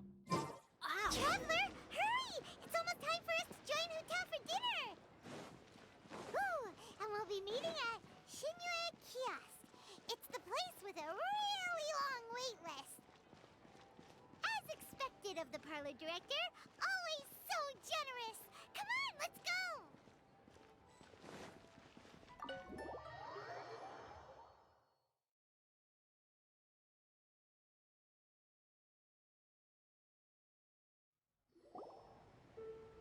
Oh, so that's how it is. Thanks for the suggestions, Mr. Zhongli. I have them all noted down. I've long heard that your knowledge encompasses all things old and new, Mr. Zhongli. But I never knew that you were well versed in the art of cooking, too. He dabbles. It is truly an honor to make your acquaintance. No need for formalities. I too feel humbled to be in the company of such talented young people. There are many things I could learn from you. Oh, you flatter us. If it's possible, may I trouble you to provide a few words of guidance for my practices in exorcism? Exorcism? I can't say I'm an expert in the field, but if you don't mind, we could start by discussing... Whoa, there's so many people here. This is not many. All we knew was that Hotel invited Zhongli over. Paimon never thought we'd be meeting so many old friends. Happy Lantern Rite, everyone! Likewise. Please take a seat.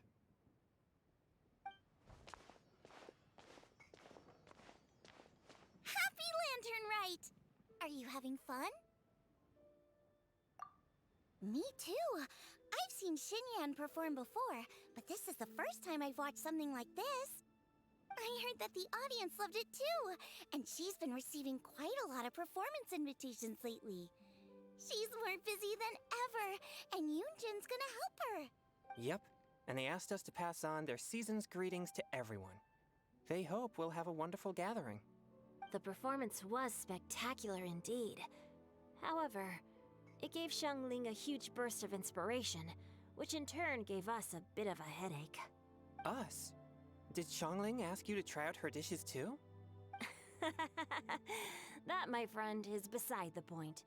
Watching you eat was enough for me. No. Come to think of it, I probably shouldn't have burdened Chongyun with eating my share too. Dude. Hold on, Xiangling came up with a new recipe? Let Paimon try! See? Someone here knows how to encourage people. Thanks, Paimon. Oh, and I have to thank Mr. Zhongli, too. He gave me lots of useful pointers that really drove it home for me. Oh, so that's what you were talking about before we arrived. Yes. Since we'll be dining together, the topic of our conversation naturally revolved around cooking. Xiangling's ideas are truly unconventional. Her choices in both ingredients and spices are comparable to a melody dancing on the tongue. My suggestions were nothing more than the icing on the cake. Oh, the two of you always deliver. Now I'm getting embarrassed. Anyway, I'll get everyone to have a taste after I've adjusted the recipe based on Mr. Zhongli's advice. That sounds like it might become a little safer to eat. How about I sample the dishes next time? Speaking of eating, Paimon feels like we're missing someone. Oh, Huta was the one who invited us, but she's not here. And where's Guoba? Oh, Guoba volunteered to help Dad at the restaurant. You know, lots of people come over to eat during Lantern Rite. Without Guoba helping out, I probably wouldn't have had the time to accept Hu Tao's invitation. As for Hu Tao... The director went to collect a guest. She asked me to stay here and host you for the time being. Seems like it's almost time. Huh? Hu Tao went to fetch someone in person? Oh, that must mean they are super important. Could it be... Keqing? Ningguang? Or Captain Beidou? She didn't clarify. And as her subordinate, I couldn't just pry into the details, could I? Ta-da! We're here! Oh, we're not late to the party, right? Right? Good thing the Conqueror of Demons and I are both as swift as the wind. And whoosh, we made it just in time. Was not expecting that.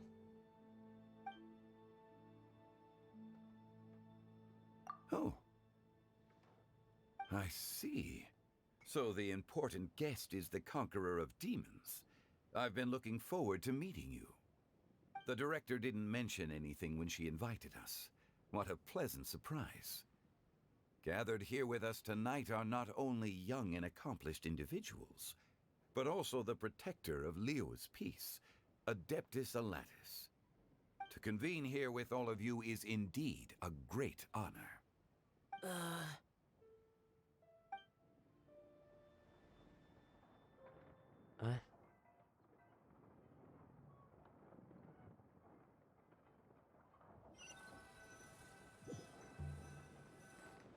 It's almost Lantern Rite, yet you took all the trouble coming here. The director has a way of making it difficult to decline. Rex Lapis, may I ask what troubles you? The director asked me to buy sesame oil in preparation for the celebrations. Huh. Then why would you come all the way to Wangshu Inn? I had a pleasant chat with Chef Yanxiao and received some spices from him. And, see? Here's some matsutake and a portion of ham. What about the sesame oil? It's a shame. I couldn't find the kind the director was looking for. What does that have to do with anything?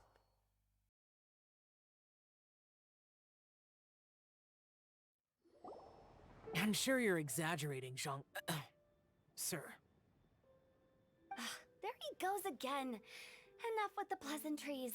Go let our guests take a seat. Everyone here today is well known in their own field and has probably heard about one another to some extent. Some of us are even old acquaintances, so there's no need to be this formal. I heard that the Conqueror of Demons and the Traveler are pretty close, no? I guess. Great! You two sit together. You should take a seat too, Director. Oh? Finally remembered me? When we arrived just now, the host at Xinyue Kiosk told me our dishes are almost ready. Perfect timing. Let's not wait any longer and ask them to bring out the food.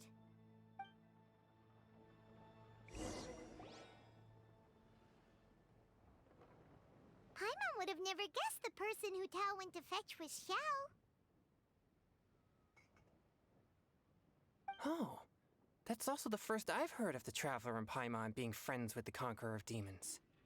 You know Xiao Chu? Knowing is a bit of an overstatement. I've always looked up to him. You might not know this, Paimon, but we exorcists have worked in close collaboration with the Conqueror of Demons for many generations, dispelling evil together, both in the open and from the shadows. Hard to imagine that thanks to Hu Tao, I've finally gotten the chance to meet him. Conqueror of Demons, I'm honored to make your acquaintance. Likewise. It is a great honor indeed to have a chance to meet the legendary Conqueror of Demons. Changyun has brought that name up quite a few times in the past.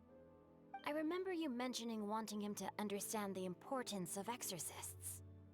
Ahem. Awkward. We know each other too. He helped try my dishes during the Masterful Chef's cook-off. I didn't think we'd have the chance to meet again. Happy Lantern Rite. No anecdote, however, compares to meeting you in person. I'm Xingqiu, Shangli and Changyun's friend. The pleasure is all mine. Whoa. Everyone's getting all formal and polite all of a sudden. Paimon doesn't know what she should say anymore.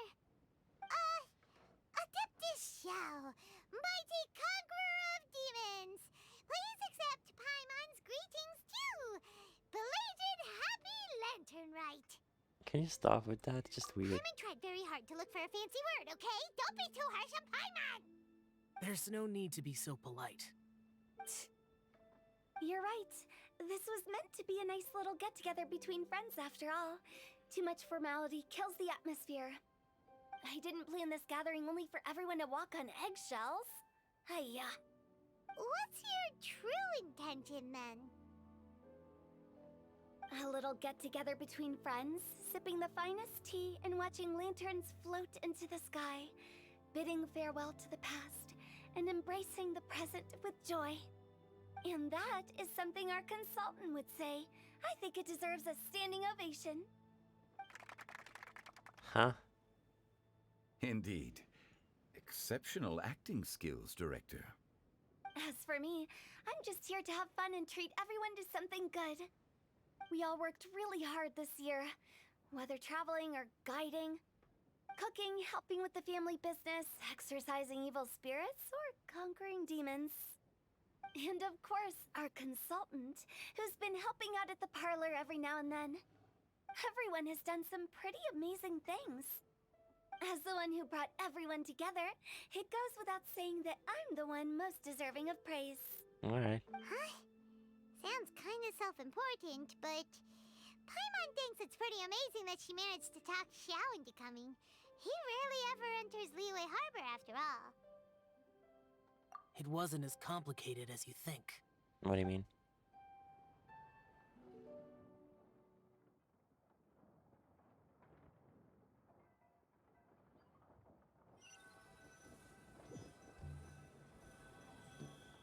Okay, gotcha. Thanks, boss lady. It's not boss lady, just boss. And there she goes. What a lively girl. Conqueror of Demons, Adeptus Xiao. Guardian of Wangshu Inn, hero of Dihua Marsh. I know you're there. Quiet.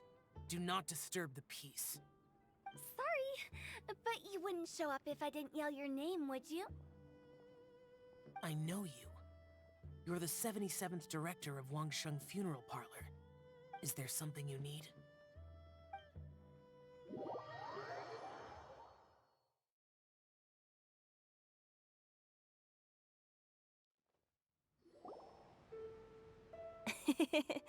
That does sound like one of Hu Tao's antics. Yeah. Did the Conqueror of Demons agree to come so that Hu Tao would stop pestering him? There might be other reasons. Smart guess. Huh? There's more to it? It gets pretty boring from here on. I talked about the funeral parlor's past relationships with the Guardian Yakshas. You know, just to be sociable. In the time of the Archon War, disputes were frequent, and disaster overtook the land. Humans couldn't escape from the torment of the plague, nor could they escape death. The Adepti vanquished the demons, the Millelith fought valiantly, and Wangsheng Funeral Parlor was responsible for purifying the diseased and sending off the spirits of the dead. That is how the border between life and death was maintained during the war. And it effectively prevented further incidents from happening. That's right. 1 point for the consultant. But despite our deep-rooted connection, it still took me quite a while to actually convince him. You know him pretty well, huh? This matter is out of my control, so I need to be cautious. True, but I've kept that in mind too. That's why everyone here today is in one way or another acquainted with elemental power. Besides, it'll only be for a short while as we dine together. There won't be any lasting consequences. But I Probably not. didn't expect there to be so many people. There's no need to worry, Conqueror of Demons. We're not feeling anything unusual so far. Our young exorcist over here is protected by his pure yang energy, so he's probably the most resilient. That's not the same. And did you just toss your carrots into my bowl? Hey, don't look away. Huh? What? I'm siding with Chongyun.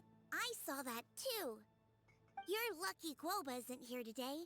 He hates seeing people being picky with their food. If he'd seen that, he'd definitely make you eat all your carrots. Huh? Guoba would do that? Is he that uncompromising? But now that I think of it, Xianglin told me that Guoba used to be the stove god. It sounds like you've heard the rumors. I'm doing fine. Not long ago, before Lantern Rite, I met an old friend. Who? Thanks to his help, things have been a lot more stable than before. You should know him. He's...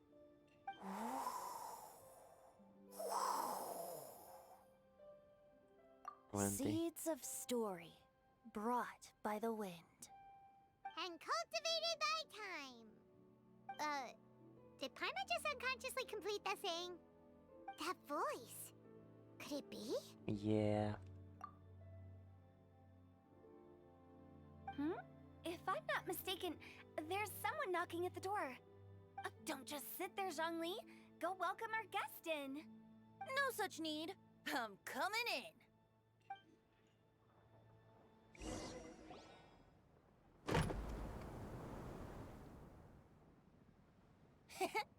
You finally let me in. Hello, hello. No matter if we've met before or not, this moment marks a brand new encounter. Old friends and new. Happy Lantern Rite. Oh, it's the tone-deaf bard. Oh, he seems to carry a valiant breeze wherever he goes. It looks like we're gonna be friends. Fate has brought us together, so come on, take a seat and be my guest. Help yourself. Oh, I'll ask them for another set of cutlery. This young lady here is as bright as a fresh bouquet of flowers in the morning's rising sun. She no doubt is the one with the most authority here. Ugh. Whoa, What is these this dishes look from? amazing. Is it really okay for me to join in? All right, I'm digging in. Huh, it's you. Oh, isn't this Genyu? Genyu? Yep. Now that I've taken a closer look, you're a fan of Genyu's works, aren't you? I met Xingqiu at a light novel convention. How I wish we'd met sooner.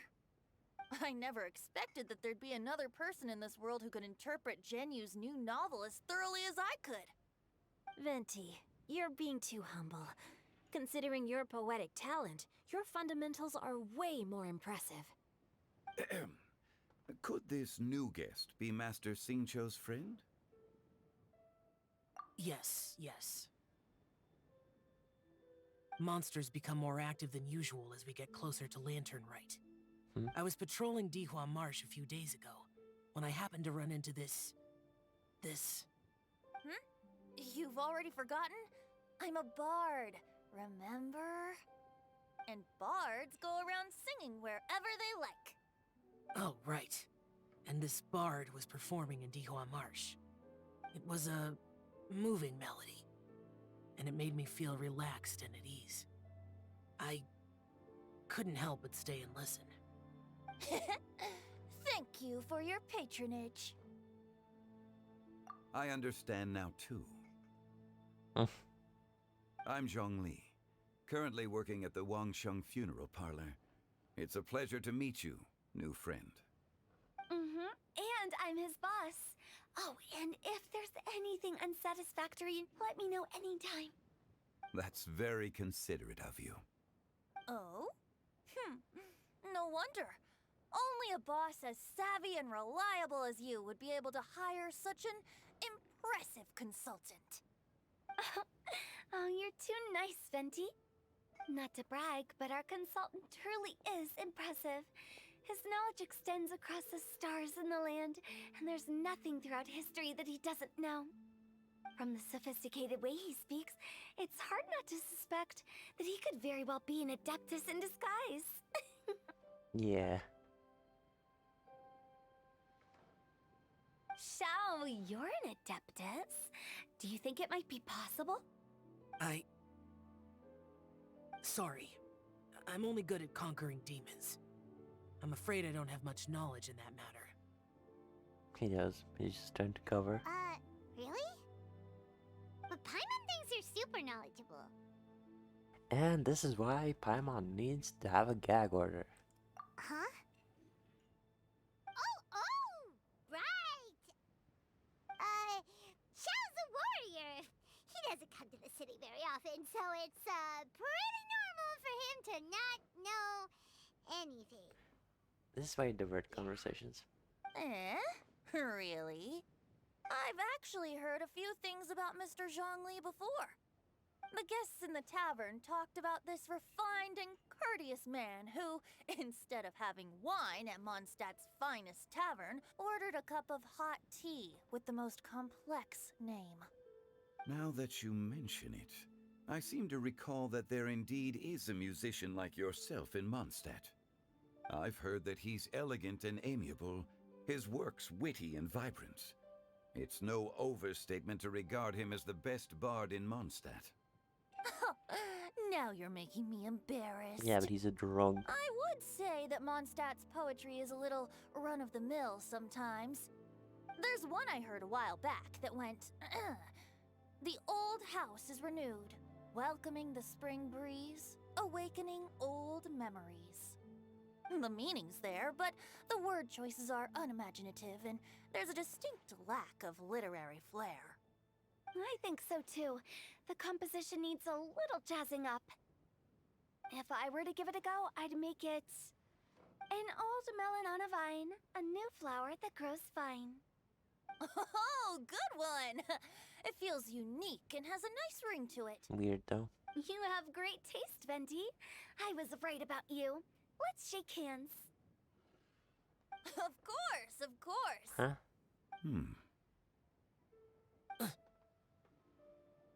Hey, Xingqiu!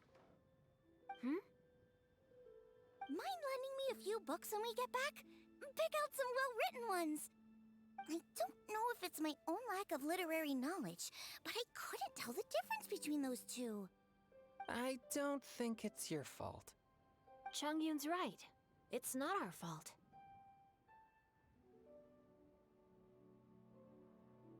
Oh, you have a point. But speaking of, why is the tone-deaf bard here? Are you here to take part in Lantern Rite too? I heard that Liyue will be hosting a Lantern Rite music festival this year.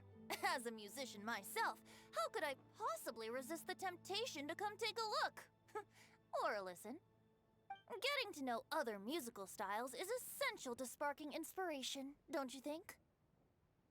As for the Fontaine friend who hosted the festival, I saw him near Stone Gate the other day.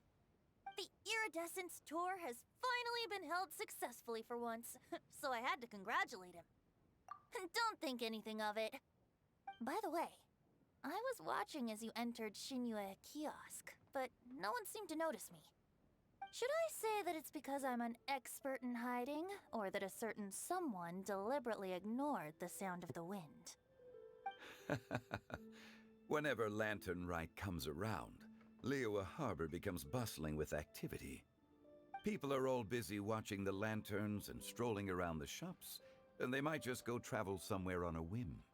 It is rather difficult to predict another's whereabouts. You're starting to ignore him. The festival is in full swing and proceeding smoothly, and we're all gathered here with friends, new and old. This is no doubt a wonderful occasion worth celebrating. To come together with all of you at the beginning of the year, one can't help but be filled with joy. In a moment like this, I propose we raise a glass together. In my case, tea in lieu of wine.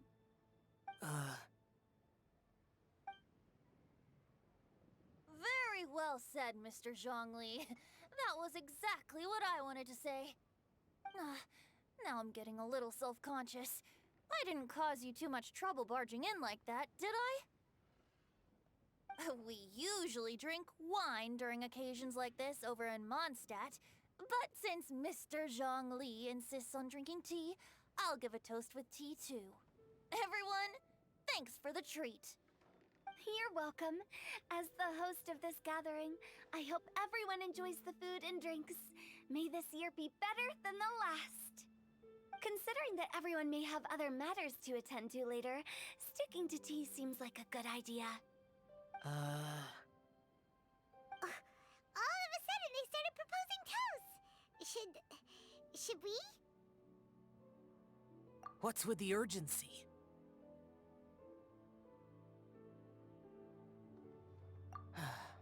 Sure. Why are you bringing him for a walk? Have you two finished eating? It's always nice to have a breath of fresh air after a meal. Helps with digestion. Paimon will come too. Yeah? Okay then. Don't forget to come back. What are you doing?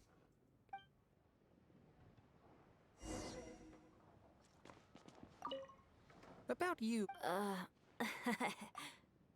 Could he be a partner in your family business? That's right. You know how my family is. A lot of business secrets can't just be divulged at the dinner table. Ah, just as I thought. Did you talk about anything interesting before we started the meal? Anything fun I missed out on? Oh, we were talking about cooking. Mr. Zhongli told us that he went on a trip to Qiaoyang Village the other day and got a hold of some uncommon ingredients. Tea seed oil and sesame oil. He suggested I try using those in my new dishes. Oh, no wonder he left his post for so long that day. Those ingredients would be difficult for anyone else to find. I guess I'll need his help next time as well. You're not allowed to leave Paimon here alone. To be honest, Paimon's worried about saying the wrong thing. It seems like our new friend is an expert in wine. I deserve no such praise. I only drink for fun. It's nothing compared to your expertise. I'm glad we're only having tea today. What if I got drunk and said something nonsensical? I'd surely become an object of ridicule to someone I've just met. No such thing. I wouldn't dare disrespect the director's guest. They both just playing like they don't know each other. That's funny. Let's depart. You go ahead. This is weird.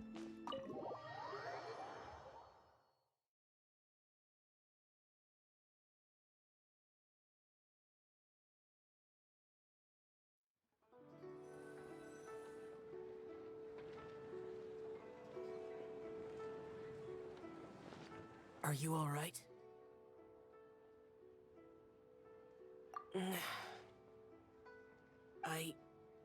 It's hard to describe. It's not that. What then? There were those among the Adepti who loved gatherings and idle chit-chat. Sometimes they would call up a few others for a drink. Even I got dragged along to their gatherings many times. The Adepti all have their specialties, making most of them proud and arrogant. Everything they say is straight from the heart. It never gets too complicated. But this time...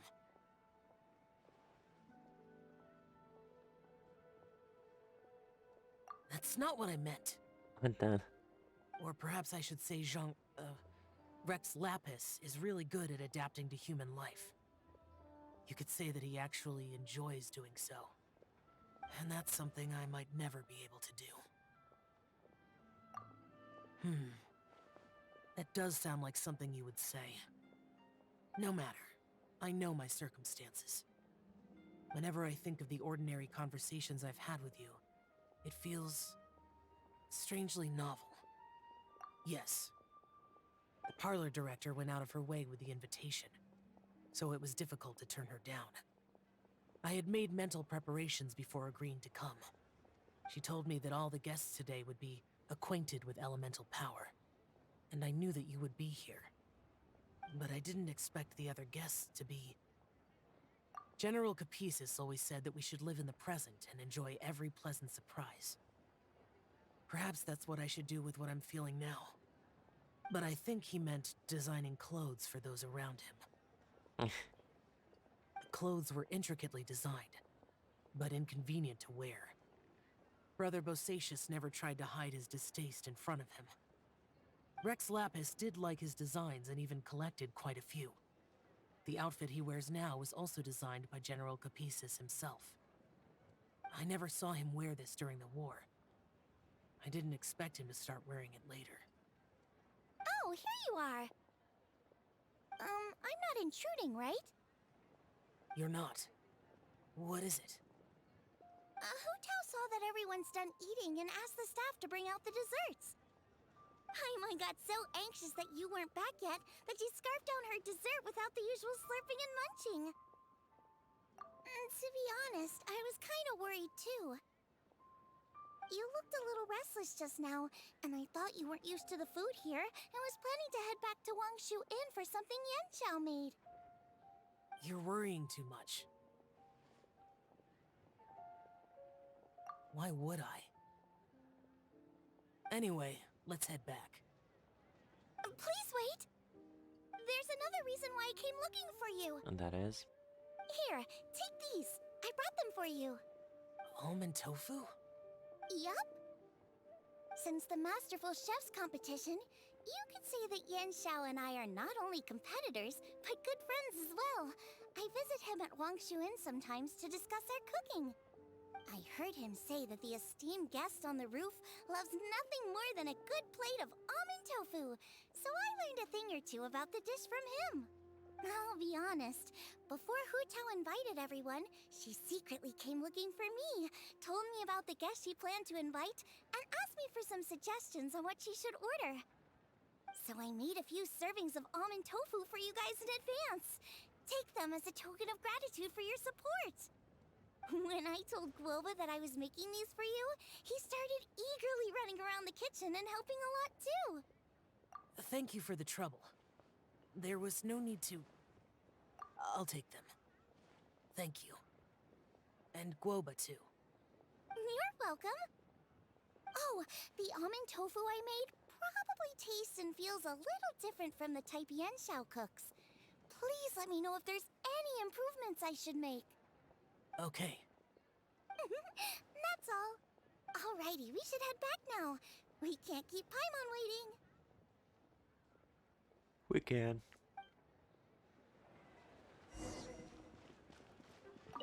This is just a kiosk. In and out. That's it.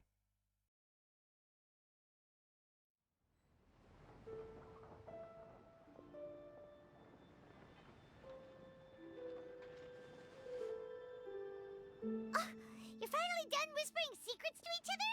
I guess. So much for promising Paimon you'll be back soon. How could you say that to Paimon? In that case, besides having no sense of time, Paimon will let you know what having no sense of fullness looks like. Your dessert is all Paimon's. Sorry to keep everyone waiting. Just ignore No her. worries, we're all just chatting here. There's no serious business to take care of. Whether we're chatting outside or inside, it's all the same. Paimon's too busy eating to talk to you. But even though we're all well acquainted by now, I think this festive gathering deserves something ceremonious. Oh? Is this some local custom? Nope. This is something I made up so that good luck will be on our side, that's all. Spontaneity is the best choice to make here. Let's use this incense burner on the table. It's been lit for so long now that the incense is running out. I'll leave refilling and lighting the incense to the most distinguished guest among us all. Lighting the incense will signify continuous growth and prosperity in all our endeavors in the new year. I see. Perfect symbolism, as expected of Hu Tao. Why? And speaking of the most distinguished guest here today, I'm sure we all agree that it's Mr. Zhongli. Like, what is this? I'm not very familiar with the details of his past deeds, but chatting with him has been a real eye-opener, even for a bard who has traveled all across the world. If knowledge were a form of power, one could even say that you're a wielder of unlimited strength. But when it comes to having a way with words, the notable bard is certainly one cut above the rest. I just happen to have a good memory. It is such an unexceptional skill, yet you made it sound like an unparalleled talent. I am truly impressed. Since we all get to nominate someone...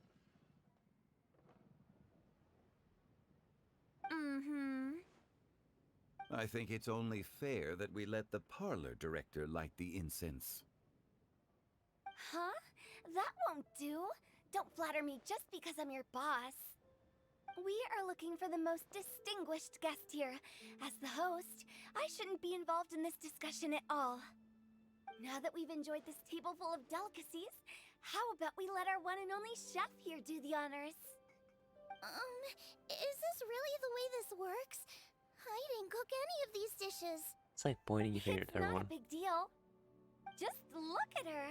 Xiangling, the disciple of an adeptus, the stove god's best companion, the winner of the Masterful Chef's competition. The only heir of the famous One Mean restaurant. A good old friend of mine. There's no better choice. Why does Paimon feel like we're back at square one again? We are. Please stop! You're making me embarrassed. If we're looking for a distinguished guest, surely the second son of the Feiyun Commerce Guild counts. It's one of the largest commerce guilds in Liyue Harbor. Huh? Don't get me involved in this. Ooh, not a bad choice. With the Commerce Guild's young master lighting the incense, we're all sure to make a huge sum of mora in the new year. Just do it. That's not how it works. Making a fortune is indeed a fine wish, but it's of lesser importance than good health and happiness. Which means we should choose Chongyun, the skilled exorcist who keeps everyone's home safe from evil spirits. Huh? Now you're nominating me? I can't be the one when we have the Conqueror of Demons right here. Adeptus Xiao has the most seniority among everyone here today. We should... I refuse. I am most certainly not the most distinguished guest here. He's gonna say us, isn't he? You should all be able to make the right judgment based on your observations. One person here is well acquainted with everyone else. Why did you give me side-eye for? Oh, that's right. Even though you're always mocking Paimon, you're still pretty popular with other people. No, wait! Paimon said she wouldn't talk to you again. Huh? Who else is there? Huh? Huh? Does that mean Paimon's the most distinguished guest? There. Oh, well, that was unexpected! Like I a kid. agree. Paimon's just the one we need. Without a friend constantly by your side, a long journey would become dreadfully lonesome. But once you have someone there to brighten up the atmosphere, everything along the way will become lively and vibrant too. Ah. The traveler has traversed many nations and left behind a great deal of fascinating stories. But without Paimon, they would have become quite monotonous. Paimon plays an indispensable role in making your journey a happy and smooth one. You guys, Paimon's not used to being praised like that. Those were genuine compliments, right? Sure. Thank you. You made Paimon wait for a long time, but Paimon's not mad anymore. Don't take everything to heart, Paimon. Friends tease each other all the time. That is indeed true. That means Paimon is as important to the traveler as Guoba is to me. Looks like we've come to an agreement. Any objections before we proceed? I trust the traveler's judgment. Then Paimon it is.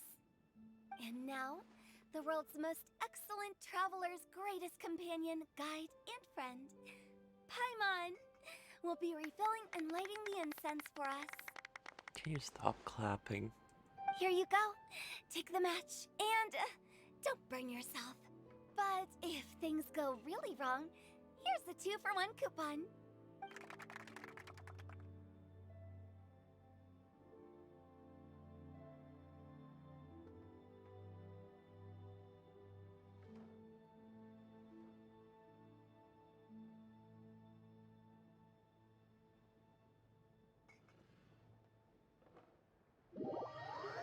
Is that it?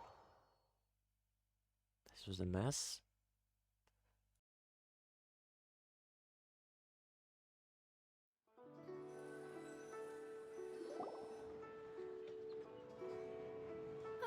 It's getting late.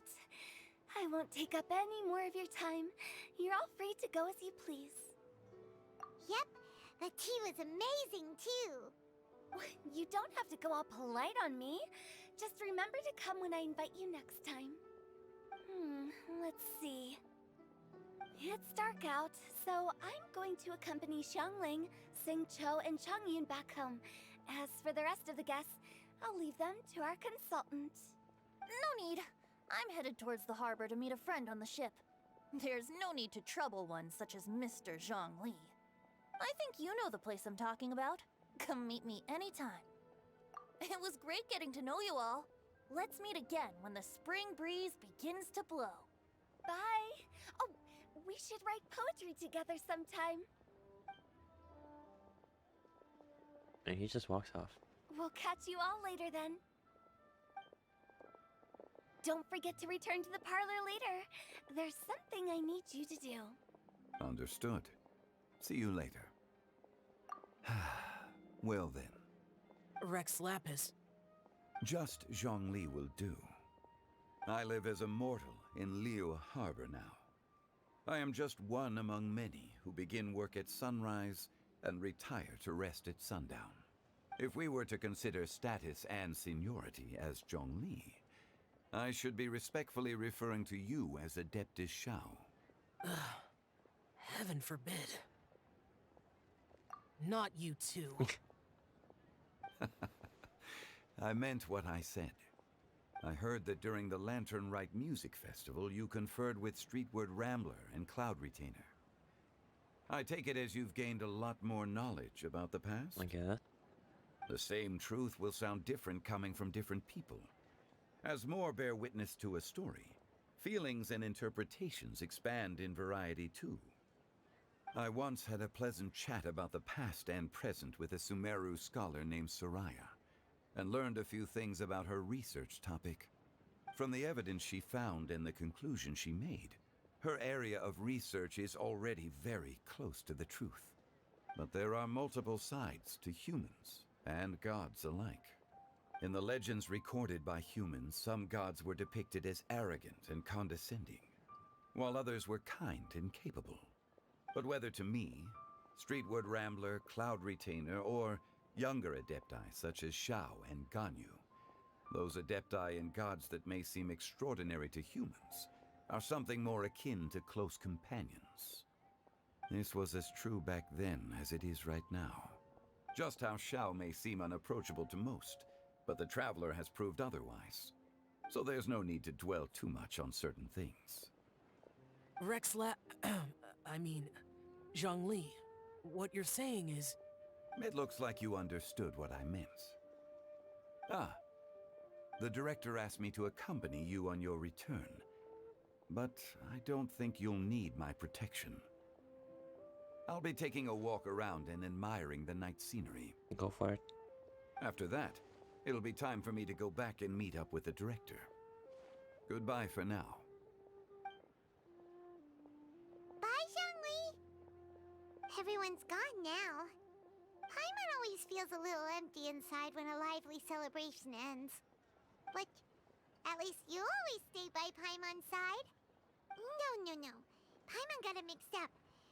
Paimon, the best and most distinguished travel guide, will always stay by your side, traveler.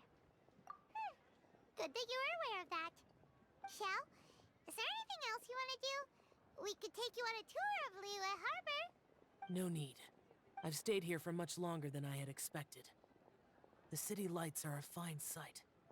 But it's time for me to leave. The events of today occurred so abruptly. I appreciate your kindness. Okay. I'll see you next time then. Alright.